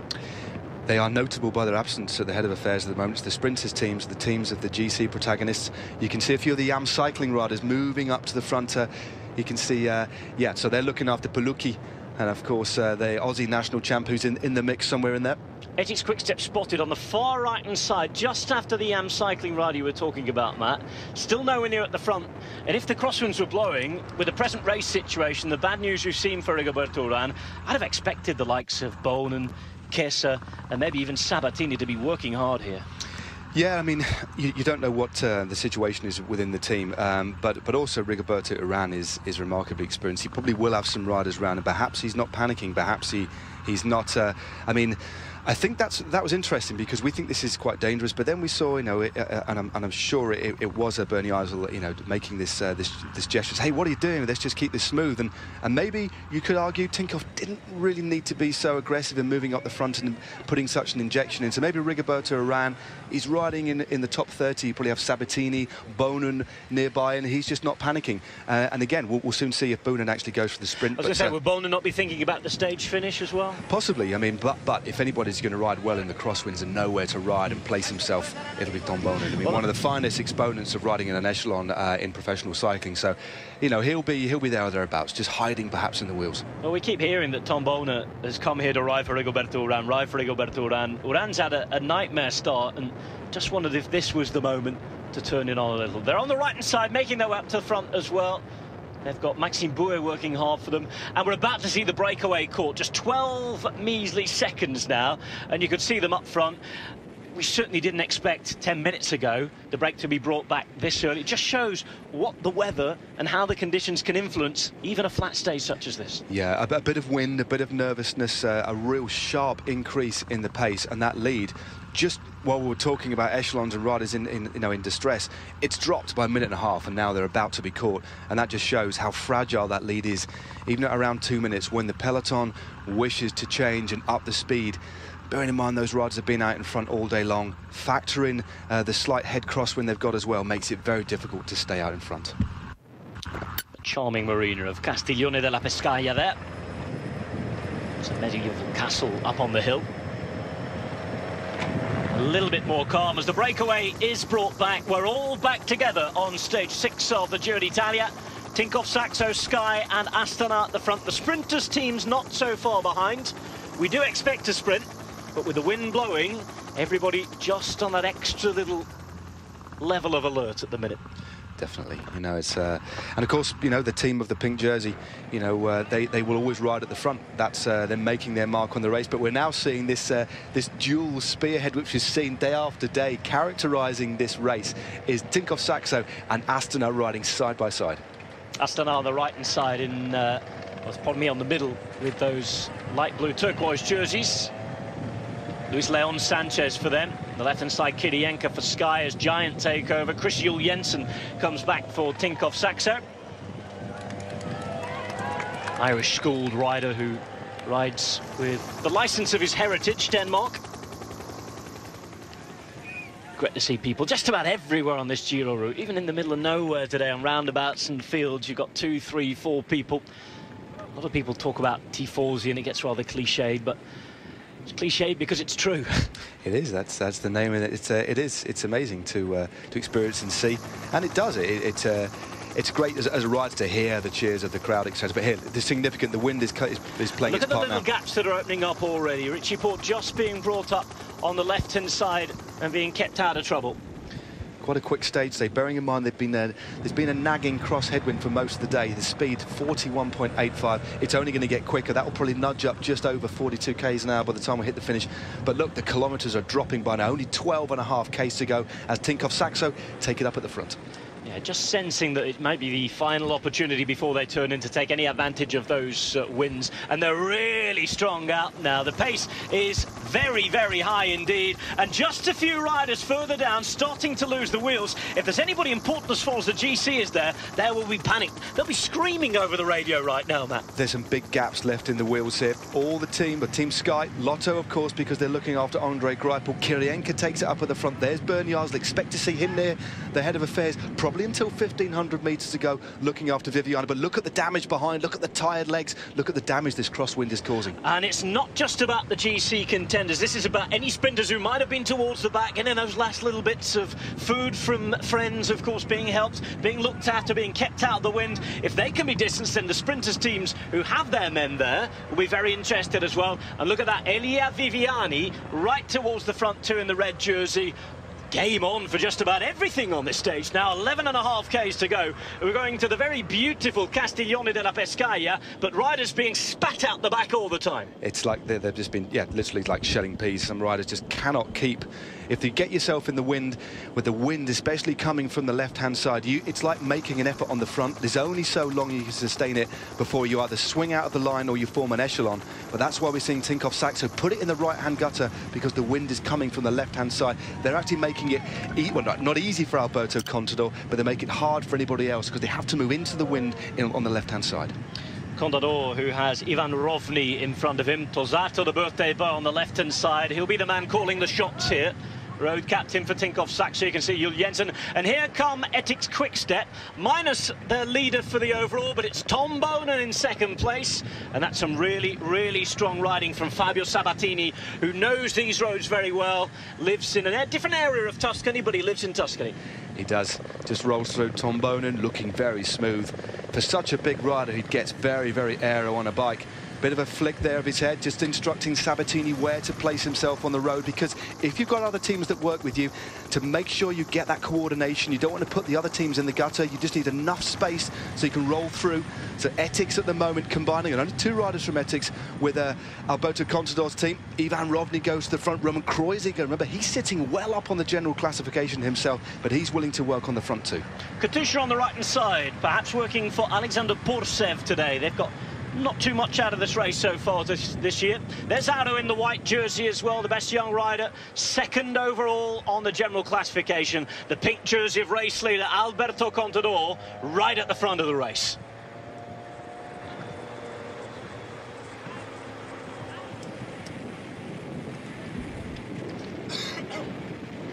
Ten kilometres to go on a very, very calm stage 6, calm until the last 15 kilometres. The crosswinds are blowing, riders from all sorts of different teams try to take advantage of that. We expect a sprint in Castiglione della Pescaia, but it will not be simple to set that up, Matt Stevens. It certainly won't, but look who's riding on second wheel at the moment.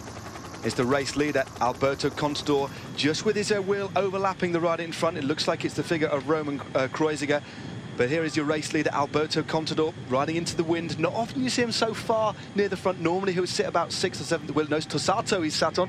Mick Rogers on his wheel, closely followed by Ivan. Front and back there. Ivan Basso, then Kreuziger. This is very interesting. Gesche on the right-hand side for Team Giant Alpecin as well. 9.1 k's to go. Still conversations as Basso is coming up to the front as well. Tinkoff Saxo obviously feeling that they can, 1, stay safe, and 2, perhaps take advantage of this as well. Yeah, they're just very nervous. They're very wary that a race You know, it's never going to be won on this sort of stage, but a race could be lost if he has a puncture. Still not, you know, we need to get past that 3 kilometres to go position for anybody in the GC to be safe in relation to losing time. But anything could happen at the moment, and you need to have your GC riders placed, because as we've seen from the damage behind, if you get caught in the wrong place, it makes it very difficult to get back on, and also you waste valuable energy. So it's about conserving your place, not losing any time, and then not spending any energy that you don't need to, as Giant Alpecin take it up. Giant Alpecin, the number 168, Tobias Ludvigsson. Tobias Ludvigsson is the time trialist from Sweden. On the left-hand side, you have Sky. Peter Veining coming to the front for Orica Green Edge, who have been hidden away in the peloton today, but we'll be hoping that Michael Matthews can repeat a victory. Be looking for a second win of the week, what would be his 3rd Giro stage win. Yeah, I think they'll be buoyed by the week they've had. And there's no doubt that we'll see some Orica Green Edge jerseys in the mix today. Again, Michael Matthews, not a pure sprinter, but he'll certainly be fighting for it. And of course, maybe interested in trying to wrestle the Maglia Rossa, the red jersey from the shoulders of Viviani. But Viviani closer to it. You can just see him on the inside there. Viviani just sat on the wheel of Puccio. Yeah, the back of a 4-man Sky train. Kirienka, Eisel, Puccio, and of course the man behind him in the red, Elia Viviani. Richie Port a few wheels back as well. Alberto Contador, and of course a couple of riders from the Katusha team too. On the right hand side you saw the Yam rider there looking to do something with Pelucchi today. Let's remind you who the sprinters are here at this race. You've got the likes of Apollonio for Androni, the Italian, Ruffoni for Bardiani as well, another man from the host nation here. Rick Zabel, the German from BMC Racing, yet to really see him do anything in this sort of race though so far. Tom Boner, former world champion for Ethics Quickstep. Pelucchi's there for Yam Cycling alongside Heinrich Hauser, the Australian champion. Modolo should be the sprinter for Lampe Merida. Andre Greipel, the biggest name here, the German champion, is there. Juan Holobato, the man from the south of Spain for Movistar. Porsev, the Russian from Katusha. Mezgec, who won the last stage of the Giro last year from Slovenia. Beretti and Petacchi there for Southeast in the white and grey jerseys. Petacchi, of course, a 22-time Giro d'Italia stage winner. Michael Matthews, who's won a stage and worn the pink jersey already this year for Orica Green Edge. Daniele Colli there for Nippo Vini Fantini in the orange and navy blue. Moreno Hofland, who was second to stage winner. Elia Viviani, who's riding in the red jersey, the points jersey for Team Sky. On the left-hand side, as we look at the picture there, Giacomo Nizzolo also around for Trek Factory Racing. Many teams, it's only stage 6, who have got nothing out of this race yet. A lot of anxious, nervy riders coming into the finale today, Matt. As I say, a very different, a very difficult parcours, this Giro d'Italia, so the sprinters teams want to get something out of this. There's a lot at stake today, and that's why we're seeing so much movement. But it's Kirienka on the left-hand side, hardly missing a beat. He's got such a metronomic style. He makes it look as if he's actually putting out no effort at all. Rock steady on a bike. Almost looks built like a swimmer. He's got these broad shoulders, locks himself into position and just drives on. Perfect team man, the big Belarusian on the left-hand side.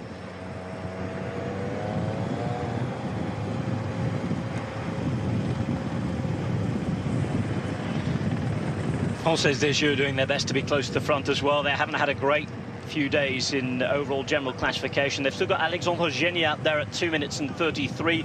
The fastest man for them is Kevin Reza, really his second wheel at the moment. Luis Leon Sanchez there looking after Fabio Aru for Astana on the right hand side.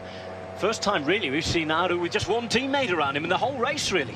Yeah, he's been, I mean, he's been the rider that's been looking after Aru the most over the last few kilometres. The team has now drifted back as more of the sprinters teams take it up. It's still important to get past that crucial 3 kilometres to go zone before the GC contenders start to move back down and leave it to the sprinters, but still carrying Kirienka on the front. Look at the hurt he's put, and look at the face of Mick Rogers. This is, it doesn't look hard, but I believe you me, that's difficult. It's a very, very high pace that's being set.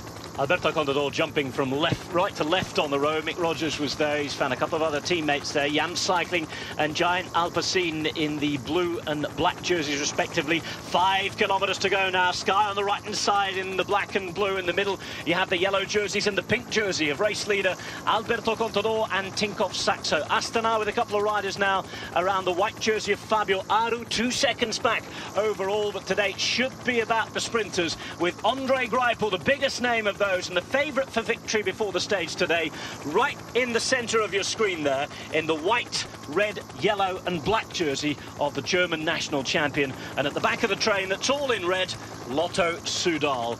Big moment this for Ondrej Greipel. He will want to do his best to try and get something out of the race. Gregor Bolo is being brought up as well, the Slovenian for CCC Sprandi Polkovica. He's in the orange jersey on the left-hand side of the road as you look at it. Also the rider up there in the lamp for Lampre. That's the pink and the blue. Roberto Ferrari just at the head of the pink and blue line. He's closely followed by Richesi. And then their sprinter, Sasha Modolo, sat third wheel in that little purple and pink line-out, so look out for those. I think we'll see Modolo figure in this finale for sure. Greipel and Modolo both getting victories at the Tour of Turkey before this Giro d'Italia. Elia Viviani has won the only sprint so far. He's on the left-hand side. 3 men in the black in front of him. Richie Porte riding close to the front as well. Part of this train now for Elia Viviani. Yes, he's working for his mate. He's getting some credit in the bank, but also it's the safest place to be, man. It certainly is. Out in front is definitely safe. There's a few little roundabouts we're going to be negotiating in a minute, and this is where we might see, before they gently swing round to the right, the last kilometre, they flick a sharp right 90 degrees before they hit the coast road. But still, lead-out train on the left-hand side. That's Giant Alpecin, a bit of a flick of the elbow. Riding out on the left in the wind, they're very, very difficult to do for too long. Almost jobbed on for the GC teams. Almost 3 kilometres to go where there'll be a collective sigh of relief trying to get out the way. Any crashes after this, they'll all be given the same time. 200 metres before they can breathe that collective sigh of relief as Bernie Eisley's on the left-hand side. Sky want to do a job here for Elia Viviani and take a second win of the week. They're up against the likes of Greipel and Modolo, who follow them closely. On the left-hand side, you can see the train for Alessandro Petacchi and Manuel Belletti. Yeah, the Southeast riders moving up on the left. Still that little three-man train. Belletti at the back of that, by the way, at the minute as well. That may tell us something about what is going to happen today. Interesting that Richie Porte now drifting back down the lines. The first time we've seen Lotto NL Jumbo, the runner up the other day. Look out for him in the bright yellow top with the black flashes. That's Moreno Hofland, who took second place on stage 2.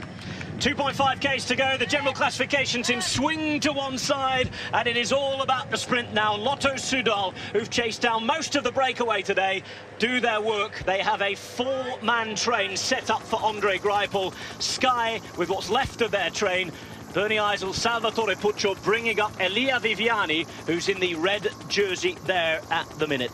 It is Salvatore Puccio, looks like to be the man who is going to lead out Elia Viviani. 2 kilometres to go. Greipel, Matt, is perfectly positioned here. He has. It's quite a long way to go. There are only 3 riders in front, but this is a hell of a lead-out train. We've got Alan Hansen, we've got Greg Hengedersen just in front of Greipel. Remember, Greipel is wearing the German's champions jersey, riding 4th wheel at the moment, but he's been swamped a little bit. But the CSF and now CCC Sprandi Polkovici moving round the outside. In a moment, in 800 metres, there'll be a right-hand turn, and then the finish line will be in their sights. Heinrich Hausler in there in about 20th position as well in his Australian champions jersey. 1.7 kilometres to go as Trek Factory Racing take it up at the front. Today, for them, it is all about Giacomo Nizzolo. How is he with those allergies? He's been struggling in the last few days. 1.5 Ks remain. Lampre Merida with a good train now. 3 men at the front for Sasha Modolo, who wants to take victory at the Giro d'Italia. Modolo there, in form, doing really well at the Tour of Turkey. As we approach the last kilometre, Greipel, though, still with 2 men in front of him, as Hofland is being brought up on the right-hand side. Hofland comes up on the inside, and that's Lampre Merida on the front. It looks like Richesi setting a really hard tempo on the front. In a moment, they'll be swinging right onto the finishing straight, but at the moment, it's Lampre and Lotto in the red. Mezget's being brought up on the left-hand side in the black now. He's second wheel alongside Ondrej Greipel, who you can see in the white and the German champions jersey. Last kilometre, ultimo chilometro for everybody here in Castiglione della Pescaia. Finally, it is going to be a sprint. We've been waiting for one since Genoa on the Giro d'Italia. All the big boys are there. Who is going to take it as we look at Viviani, who's way down, bunched out at the minute. Can he get on the right wheel to look at the front? Here is Heinrich Hausler on the left-hand side, making sure he hits it. Modolo well positioned as well on the wheel of Ondrej Greipel. Who's going to go first there as Greipel is being led out now by Greg Henderson in the red in the centre. It's Hausler who wheels off on the side. He won't contest it. It's going to be Greipel against Modolo, the first to fly. Lobato on the left-hand side in the navy blue is making his case as well as Matthews and Viviani also appear. All the big guns are here. Oh, and they're riders down. Riders down on the running, but in the meantime, it's Greipel on the right-hand side who's going to lead it out. Greipel in the white going towards the line. He has the power. Can he hold on? It is Greipel who's going to take it. A big win for the German champion. tricolor jersey. Andre Greipel is there. All the pressure is there. And Contador has gone down in that crash. Greipel takes the stage win. Contador falls behind. Colli also involved, I think, as well. And that looked pretty horrible. So a big crash towards the end. No worries about time gaps on the overall general classification. There is Contador back on his bike. He's going to feel okay. A couple of riders, I'm afraid, though, it looks as though I think we're going to lose from this Giro d'Italia, because there was one particular break in that picture there that didn't look nice. Delight for Andre Greipel after all of that chaos. Most of the main sprint men avoided it. Greipel went early and just had the strength to carry on straight through that. Yeah, what a finish by Greipel. Perfectly placed by Greg Henderson, but it was carnage just behind. But in relation, there's a big hug from the German, affectionately known as the Gorilla, and he had the opportunity there to really lay down the power. He won it at least by a length. I think it was Belucchi of Yam Cycling who came home in second place. We'll get confirmation of that at the moment. But from very early on, Lotto Soudal laid out their stall. They put most riders at the front. They stamped their authority on the race. But what a very hectic finale. Hopefully, well, we know there's several riders that came down. Alberto Contador is back up and riding, but the crash happened on the right-hand side. Clearly a touch of wheels, but then there was a ripple effect. Many riders then came down, but this particular rider here from a Nippo, Vini Fantini, who looks to be in quite a bad way. That was a horrible image. All the best wishes. We've seen a couple of really nasty crashes already this week. Andre Greipel taking his win. Of course, that's not something, again, we want to dwell on too much. In the meantime, CCC Sprandi riders caught up. Alberto Contador, from the outset, looks to be okay. Yeah, I'm just trying to look at his jersey. I think he'd managed to slow down before he was brought off. There's hardly any scuffs on his jersey or shorts that we could see. And the fact he looked pretty sprightly when he got back on his bike would indicate to me, I just see confirmation of the win there, that he's okay.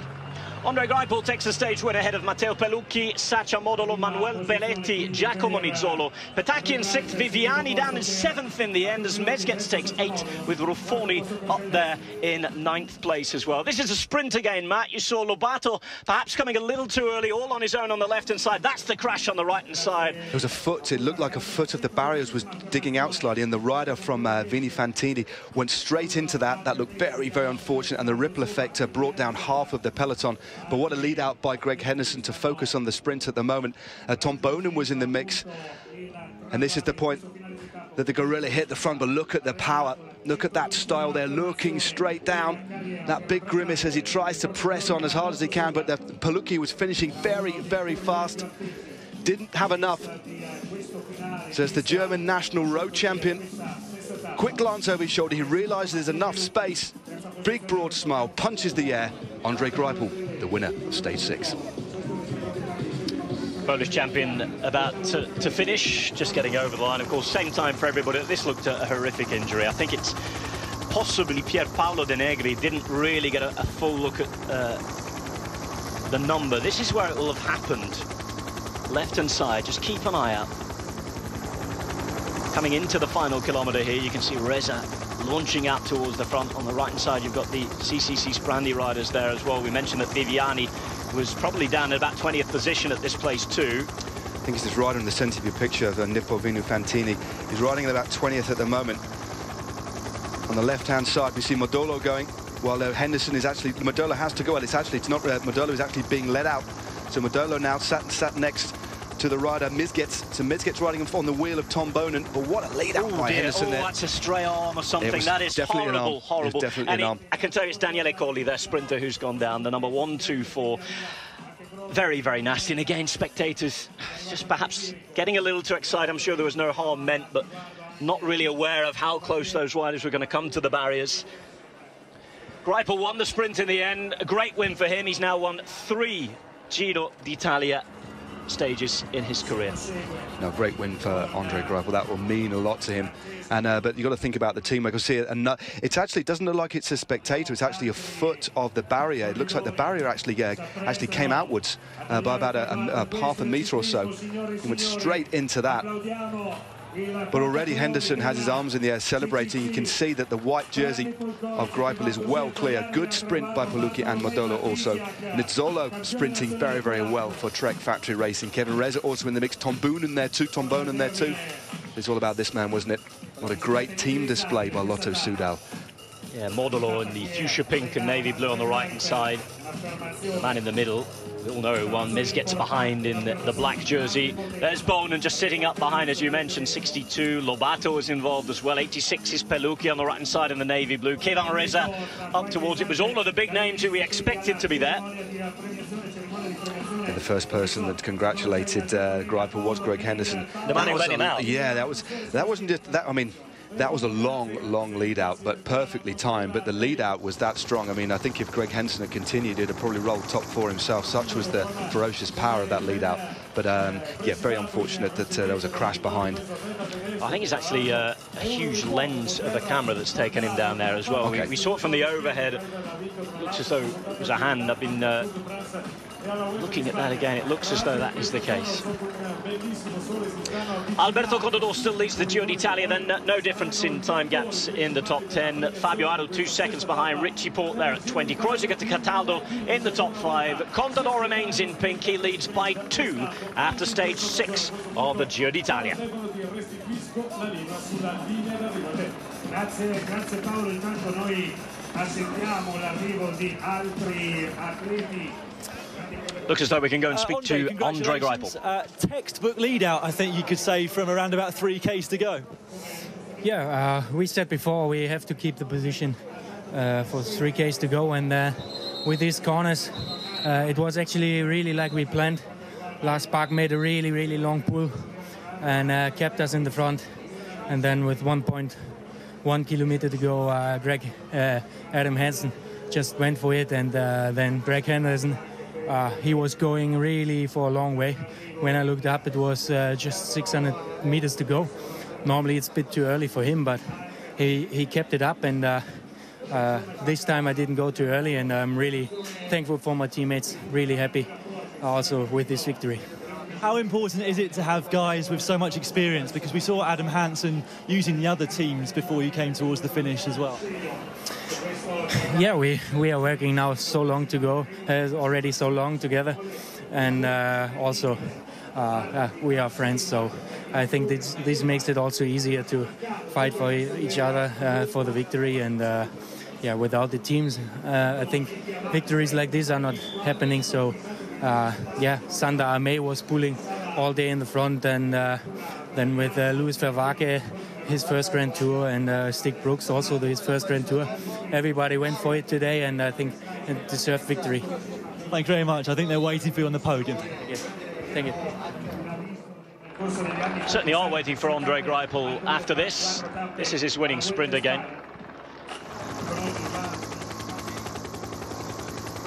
Greipel perfectly lit out there. Bonen on the wheel, just could not live with acceleration. And we're about ready to go and dissect everything that's happened with Juan Antonio Fletcher and Ashley House as well after this 183-kilometre stage from Montecatini Terme to Castiglione della Pescaia, won by the man on the left-hand side there, Andre Greipel, the German national champion.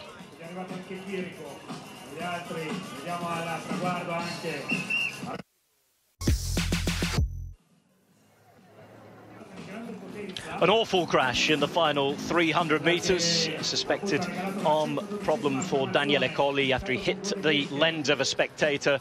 A couple of people brought down behind. Alberto Contador was one of those caught up in the crash. Same time differences, no problem with that. And of course he looked okay as he got back on his bike as well. Andre Greipel went on to win the stage. Modolo up there, as with the likes of Mezgec, Petacchi and Palucchi as well. Time to go and talk about exactly what happened in this stage. Juan Antonio Fletcher, but first here is Ashley House.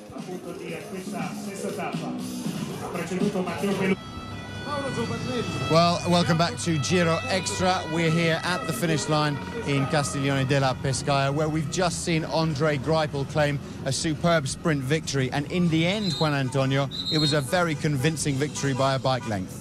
Yeah, actually, I mean, it's been very exciting to watch. Super fast sprint. I mean, Greipel and Lotto, they rode amazing. They did a perfect lead-out trend. In my opinion, they went a little bit too early, but yeah, they were having big engines at Adam Hansen, last back, and last man was Henderson, who led Greipel out and easily won. Easily, but for him, of course. Yeah, easily for him. It's his third stage win at the Giro. For somebody like Andre Greipel, who's achieved so much already, how much more can he achieve? What does it mean to him still to win these stages?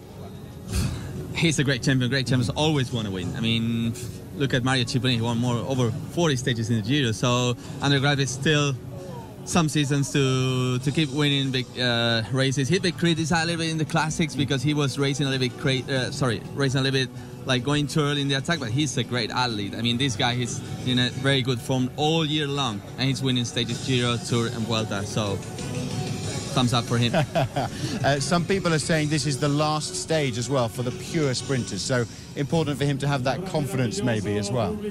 Yeah, confidence, you need confidence. There are more stages, but now we're talking about not many other chances, which is actually, because tomorrow is again dragging up finish. We won't probably see Greipel much.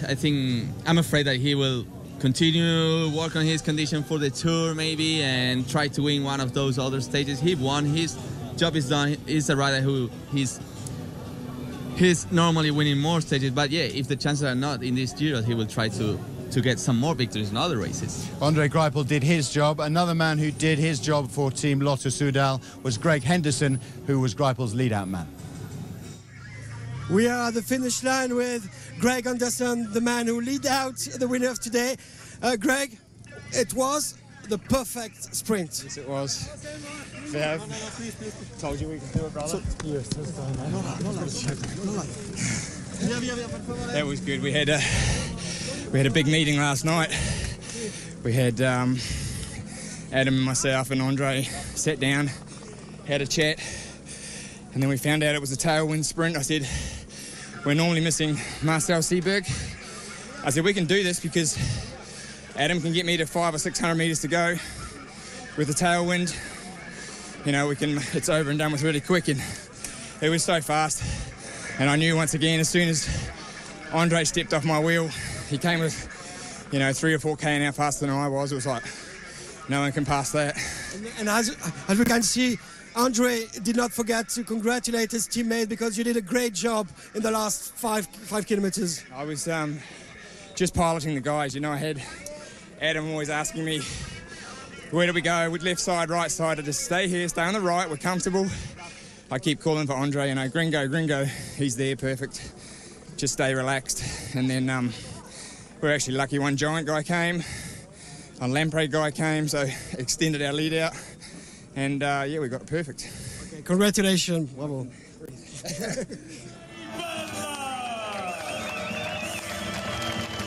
Win number 112 in the career of Andre Greipel, the 32-year-old gorilla from Rostock in the former East Germany.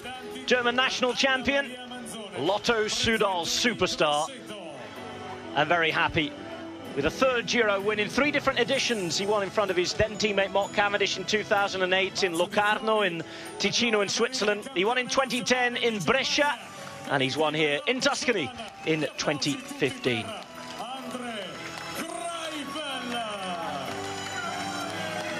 6 stages at the Tour, fought the Vuelta, now 3 at the Giro. And as you heard, the metronomic planning last night of how everything was going to go went to perfection, and Lotto Soudal carried out the plan to take their man to the win.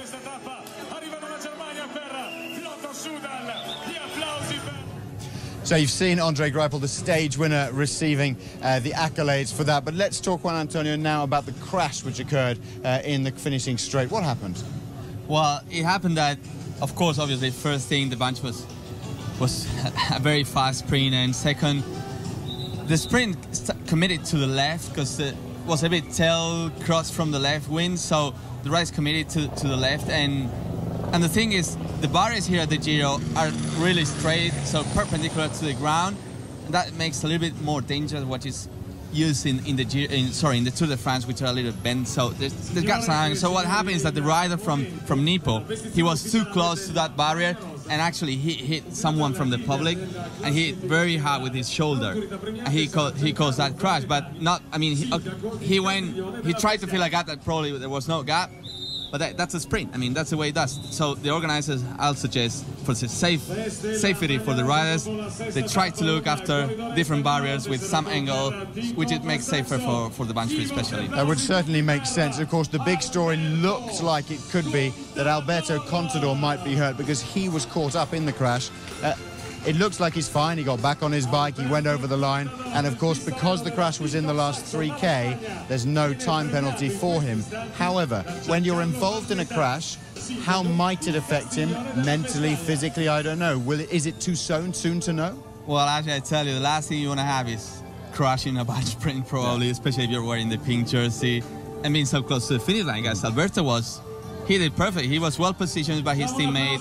He was still in the front, trying to avoid any risks, trying to avoid any crash. But still, when you're there, it's still a risk. And it was this time and today to be involved in that crash. He won't lose time because he was still the last 3Ks, but that's basics. But the thing is, I think first thing, he's a little bit worried. Once he got back to the hotel, eat something, rest, massage, he will say, oh, turn the page tomorrow, another day. Hopefully it doesn't happen again. Yeah, let's see Alberto Contador being given the pink jersey for the second day in a row. And I'm afraid, gentlemen, it's not great news from the podium. Alberto Contador riding in okay, perhaps the adrenaline moving his arm still. He's had 15 minutes or so now. He's struggling to move the left arm. Not too keen on putting the maglia rosa on. And I think that he will be off for precautionary x-rays at least, trying to clench his fist there. This is a worrying sight for the race. This is a very worrying sight for Tinkoff Saxo, and 24 hours after he put the pink jersey on, he cannot do so in Castiglione della Pescaia. It's not a happy look. He's trying to be as professional as possible and do his best for the sponsors, but Alberto Contador will be very, very worried here. Can't get the maglia rosa on. He leads the Giro d'Italia over Fabio Aru by 2 seconds. Richie Port is third, 20. But I'm afraid for all lovers of this race, this is not good news. Fingers crossed for Alberto Contador. He's not a happy man as the race leader. No champagne, no celebration. His first worry will be to go out and get checked up and hoping that he can survive the next few days. Next mountain stage, if he does survive, is on Saturday. Alberto Contador with a Giro, perhaps even in the balance here.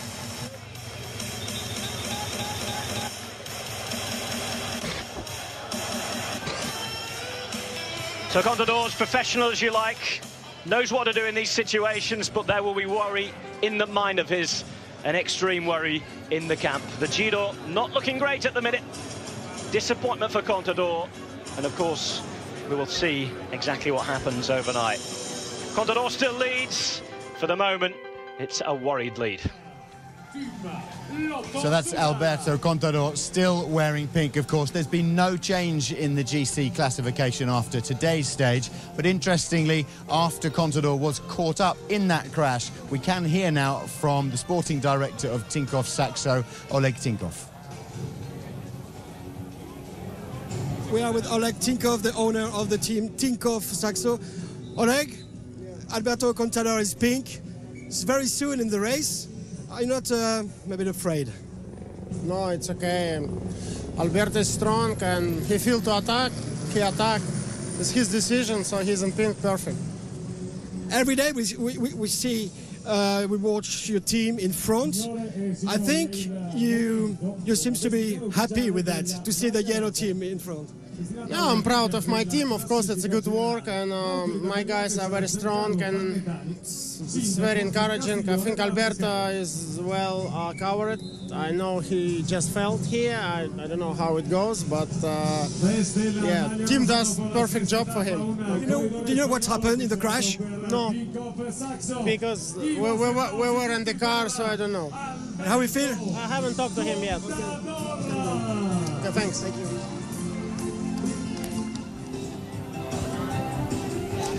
Good to hear from sporting director, owner,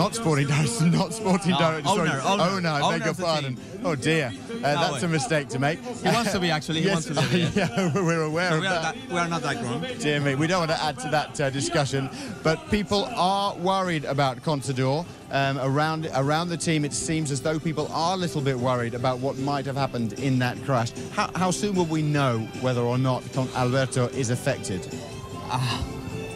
We will not really know, because it's up to what they really want to tell to the press and to everybody about the injuries. If Alberto is having some injuries, but I tell you, as I said before, I mean, last thing you want to have is crashing the bunch sprint, because that's the moment where the bunch is riding super fast. It's about around in between 65, 70 km an hour. So that means the impact is, and he hit other guys. So hopefully he's fine, but we don't know. I think they are caution. They're waiting to see, to evaluate exactly if he's in pink jersey already. So they're gonna be passionate and telling what really is having, if he's having any injuries or not. So hopefully not. I mean, we need to wait. We don't know yet. Just another quick question about, obviously there's not a serious injury, but when you're a finely tuned athlete, even a superficial injury, does it affect you in a different way? You're right, Ashley. You're actually right. I mean, your muscles, as you mentioned, you're a perfect athlete, and your muscles are almost engineering. Yeah. So better than that, it's natural. So the thing is, if you crash, there's this reaction from your body, from your muscles that actually, I mean, it affects your muscles. And I think now, actually, we're having someone from Tinkoff. Yes, absolutely. Let's have a word now with someone from the Tinkoff Saxo team, and Juan Antonio will have a word for you. See if we can find out the latest on this subject. Juan Antonio. Ciao, vogliamo sapere un po' che situazione ha Alberto. We'd like to know exactly what's happening to Alberto. Se si è fatto male di vero, se è tutto a posto, se no se è troppo presto per capirlo. Is it too soon to know? Abbiamo il medico che lo sta valutando, poi faremo tutte le analisi del caso. La botta è stata pesante. Of course, we've got to have some X-rays and analysis to see exactly what the problem is. La botta è stata pesante. Per fortuna domani sembra di essere una tappa più o meno più tranquilla ancora, allora nel caso che ci sia qualche problema non sarebbe così male, no? Perché ancora avrebbe un giorno per recuperare. No, sì. Speriamo che vada tutto bene, che Alberto sia a posto e che stia per il prossimo weekend, per sabato, pronto, e speriamo che non succeda un'altra volta, no? Quello che speriamo anche noi, però abbiamo visto un brutto film che avevamo già visto l'anno scorso. Speriamo che vada tutto bene, grazie. We want everything to go okay, but we already saw quite a nasty film last year. Antonio, to hear from Tinkoff Saxo, of course, right up until that moment though, Contador had been protected absolutely perfectly by Tinkoff Saxo, and the same with Aru and Port from Astana and Team Sky. Did the teams do their jobs? They did their job perfectly. I mean, we've seen as Team Sky riding, committing, doing a great job with Bernie Iself, Salvatore Pucci in the front, protecting Richie Paul. We've seen Astana with Fabio Aru, and also Tinkoff, especially Tinkoff. They were really coming into that. They were really coming into the gather and putting the bunch in trouble, and especially positioning Alberto Contador as best as possible. So job is done for them. Okay, let's welcome today's stage winner to us now. Andre Greipel joins us here on Giro Extra. Andre, thank you very much for coming. Congratulations today. Your timing was absolutely perfect. How did you get it so right today? And Greg Henderson did a good job for you. I think the whole team did a good job. Started already from kilometer 0. And Sander Ameyer was pulling all day. And everybody who's included in the team made his part of the victory today. But the last 3 kilometers was like we planned it in the bus this morning, and even last Bach, for him it's always not easy to stay in the front to keep the position, but he made it really good today. He was really strong and kept us in front. And with Adam Hansen, 1.1 kilometer to go, normally it's not his spot, but I was quite proud of him that he could make it today and make this lead out so perfect. And Greg Henderson made a really long lead out, really long pull. When I looked up when he went, I thought, okay, this is gonna be a bit too early, but he kept it up. He has so much experience, and I'm trusting him and the whole team 100%. And yeah, today I didn't make the mistake to go a bit too early, so I was really happy that we finish it off today with a victory. Great, Andre, thank you very much indeed. Congratulations and good luck tomorrow. Thank you. Thank you, Andre. Great, of course, to have the winners, the riders, all the main contenders here on Giro Extra. We had to leave Andre Greipel there because we want to hear straight away now from the press officer from Tinkoff Saxo. We are at the finish line with Jacinto Vidarte to have some news about Alberto Contador. Jacinto, how is... comment va Alberto? On l'a vu sur le podium douloureux. Alberto, how is Alberto? Il est presque bien. Il a chuté lourdement. He's almost good. Ici à l'arrivée. He had a very, very heavy fall towards the end. Au genou.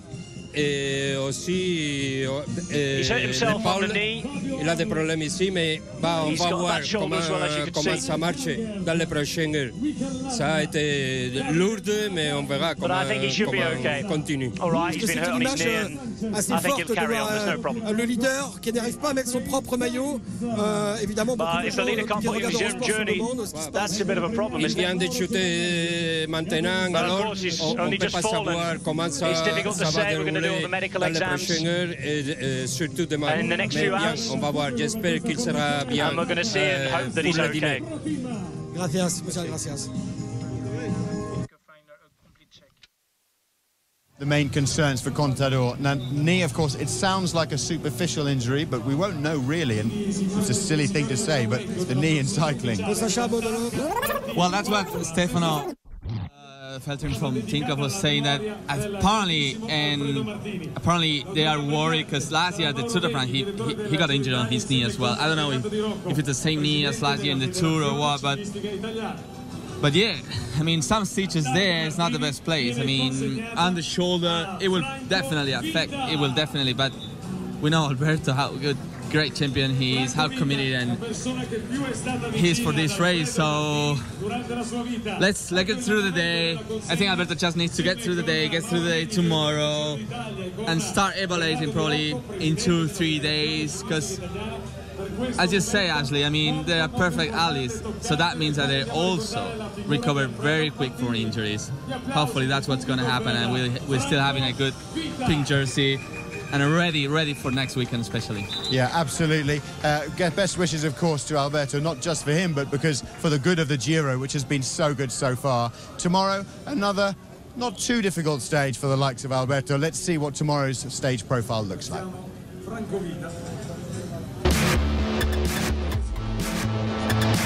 Well, we saw Stefano Feltrin, the last but one interviewee there, looking very, very worried. Will Alberto be there? That's the question. It's the longest stage of the Giro d'Italia.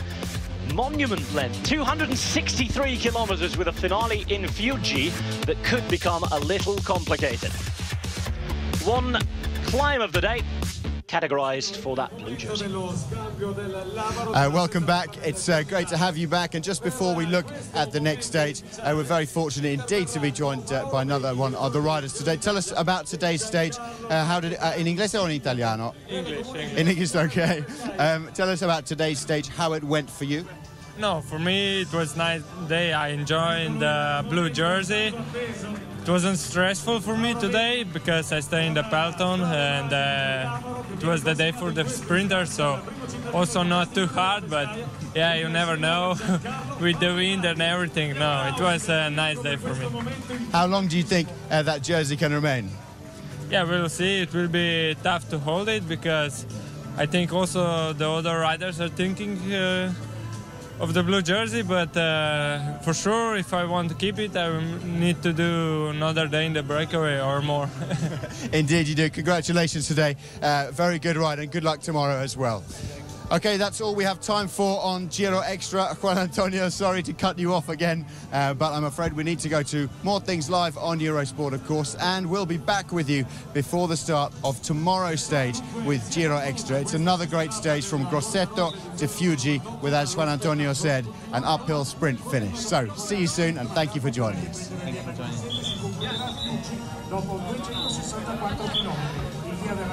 A bittersweet day on the Giro d'Italia. Andre Greipel taking the win. Alberto Contador going down, Daniele Colli going down. Colli fairly seriously injured, Contador off for x-rays. Tomorrow, Grosseto de Fuji, find out exactly how it all happened and join us live. Matt Stevens with me on Eurosport. 2:30 Central European Time, 1:30 in United Kingdom, Republic of Ireland and Portugal. It's all happening at the Giro this week. Andre Greipel wins stage 6. Worry over tonight for the status of the pink jersey. Join us tomorrow. More from the Giro. Plenty more drama as well. We go to Fuji on the longest stage in 24 hours. From Matt and me, for now, thanks, and we'll see you tomorrow.